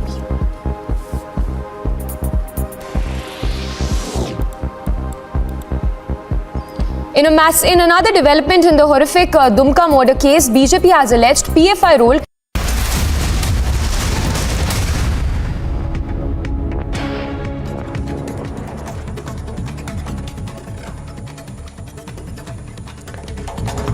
It's a direct impact of Republic coverage.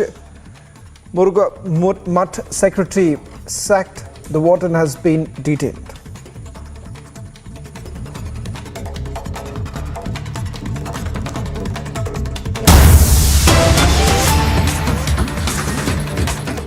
मनोहरमय प्रकृतियम कौंडः अनुग्रहीतमः Kerala Bhajpa के अध्यक्ष श्री के सुरेंद्रन जी, राज्य प्रभारी CP Radhakrishnan जी, Bharatiya Janata party के अन्य प्रतिनिधिगण और यहां उमंग और उत्साह से भरे हुए भारतीय जनता पार्टी के मेरे सभी साथियों और यहां के मेरे नागरिक भाई और बहनों,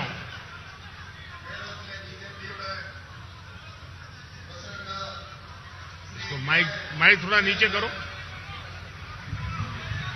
और नीचे करो थोड़ा, माइक नीचे करो, झुकाओ उसको, अरे झुकाओ भाई।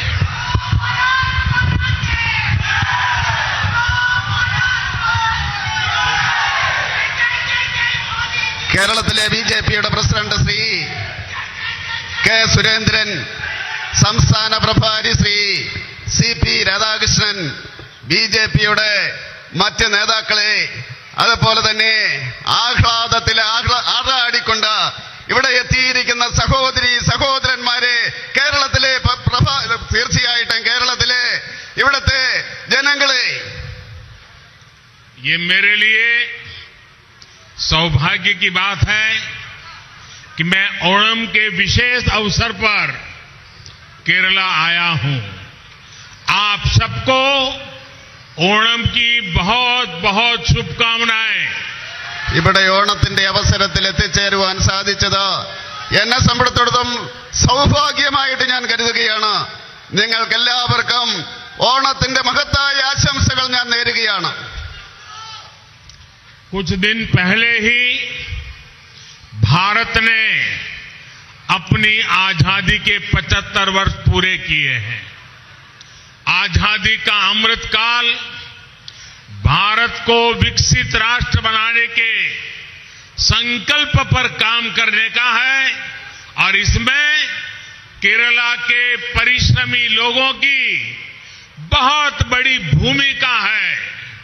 കുറച്ച് ദിവസം മുമ്പ് ഭാരതത്തിന്റെ സ്വാതന്ത്ര്യത്തിന്റെ 75 വർഷം പൂർത്തിയാക്കി. ആസാദി കാ അമൃതകാൽ, ആ കാലഘട്ടം ഭാരതത്തെ സംബന്ധിച്ചിടത്തോളം ആ വികസിത രാജ്യമാക്കി മാറ്റുന്നതിന് വേണ്ടി നമ്മൾ ലക്ഷ്യം വെച്ചുകൊണ്ട് അതിനുവേണ്ടി പ്രവർത്തിക്കേണ്ട News from across the country. Prime Minister is set to embark on a two-day visit to Kerala here. The Prime Minister will reach Kerala at 4 p.m. Prime Minister will also inaugurate the Petta Tirupani Thara stretch of the Kochi Metro at 6 p.m. Notably, Chief Minister Pinarayi Vijayan and Governor Arif Mohammed will take part in this function.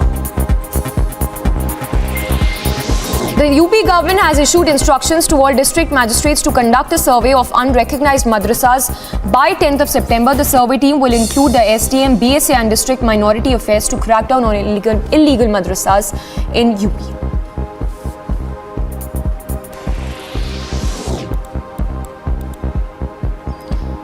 In another development in the horrific Dumka murder case, BJP has alleged PFI role. Kapil Mishra has said that PFI link with Shah Rukh and the accused brother need to be probed.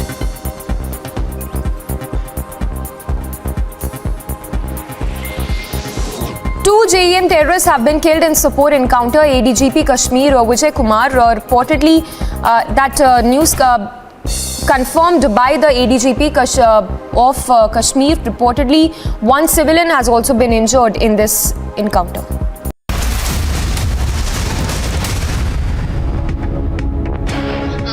ശോഷിതർക്ക്, ആദിവാസികർക്ക്, മറ്റെല്ലാവർക്കും തന്നെ പ്രാഥമികമായിട്ടുള്ള സൗകര്യങ്ങൾ ഒരുക്കുക എന്നുള്ളതാണ്. അതിനുവേണ്ടി ആധുനിക അടിസ്ഥാന വികസനങ്ങൾ ഈ സർക്കാർ നടപ്പിലാക്കിക്കൊണ്ടിരിക്കുകയാണ്. भाजपा के नेतृत्व में चल रही केंद्र की एनडीए सरकार केरल के लोगों की आवश्यकताओं और आकांक्षाओं के प्रति बहुत ही संवेदनशील है. ബിജെപിയുടെ നേതൃത്വത്തിലുള്ള കേന്ദ്രത്തിലെ എൻഡിഎ സർക്കാർ കേരളത്തിലെ ജനങ്ങളുടെ ആവശ്യങ്ങളും അതുപോലെ തന്നെ പ്രതീക്ഷകളും അതിനനുസരിച്ചുള്ള സംവേദനക്ഷമമായിട്ടുള്ള പ്രവർത്തനമാണ് മുന്നോട്ട് വെക്കുന്നത്. हमारी सरकार देश के हर गरीब को पक्का घर देने का अभियान चला रही है. प्रधानमंत्री आवास योजना के तहत केरला के गरीबों के लिए भी लगभग 2 लाख पक्के घर स्वीकृत हुए हैं. मुझे खुशी है कि इसमें से 1,30,000 से ज्यादा घर पूरे किए जा चुके हैं. അതുപോലെ തന്നെ ഭാരതത്തിലെ ദരിദ്ര കുടുംബങ്ങൾക്ക് സുരക്ഷിതമായിട്ടുള്ള വീട് നൽകുന്നതിനുള്ള പദ്ധതി നടപ്പിലാക്കിക്കൊണ്ടിരിക്കുകയാണ്. പ്രധാനമന്ത്രി ആവാസ് യോജനയുടെ അടിസ്ഥാനത്തിലോ കേരളത്തിൽ ഏതാണ്ട് 2 ലക്ഷം വീടുകൾ അതിനുവേണ്ടിയുള്ള നിർമ്മാണ നടപടികൾ സ്വീകരിച്ചു കഴിഞ്ഞു. വളരെ സന്തോഷമുണ്ട് എനിക്ക് പറയുവാൻ. ഏതാണ്ട് 1 ലക്ഷം വീടുകൾ അതിന്റെ പണി പൂർത്തിയാക്കിയിരിക്കുന്നു എന്ന് പറയുവാൻ എനിക്ക് സന്തോഷമുണ്ട്. केरला के जो गरीब परिवार गंभीर बीमारी की स्थिति में इलाज नहीं करा पाते थे, ऐसे 36 लाख मरीजों ने आयुष्मान भारत योजना के तहत अपना मुफ्त इलाज करवाया है. इससे मेरे केरल के गरीब मरीजों के इतना फायदा हुआ है और गरीब मरीजों के 3000 करोड़ रुपए खर्च होने से बचे हैं. കേരളത്തിലെ ദരിദ്രർക്ക് ഗുരുതരമായിട്ടുള്ള രോഗങ്ങൾ വന്നു കഴിഞ്ഞാൽ ചികിത്സിക്കുന്നതിനുള്ള സാഹചര്യമില്ലായിരുന്നു.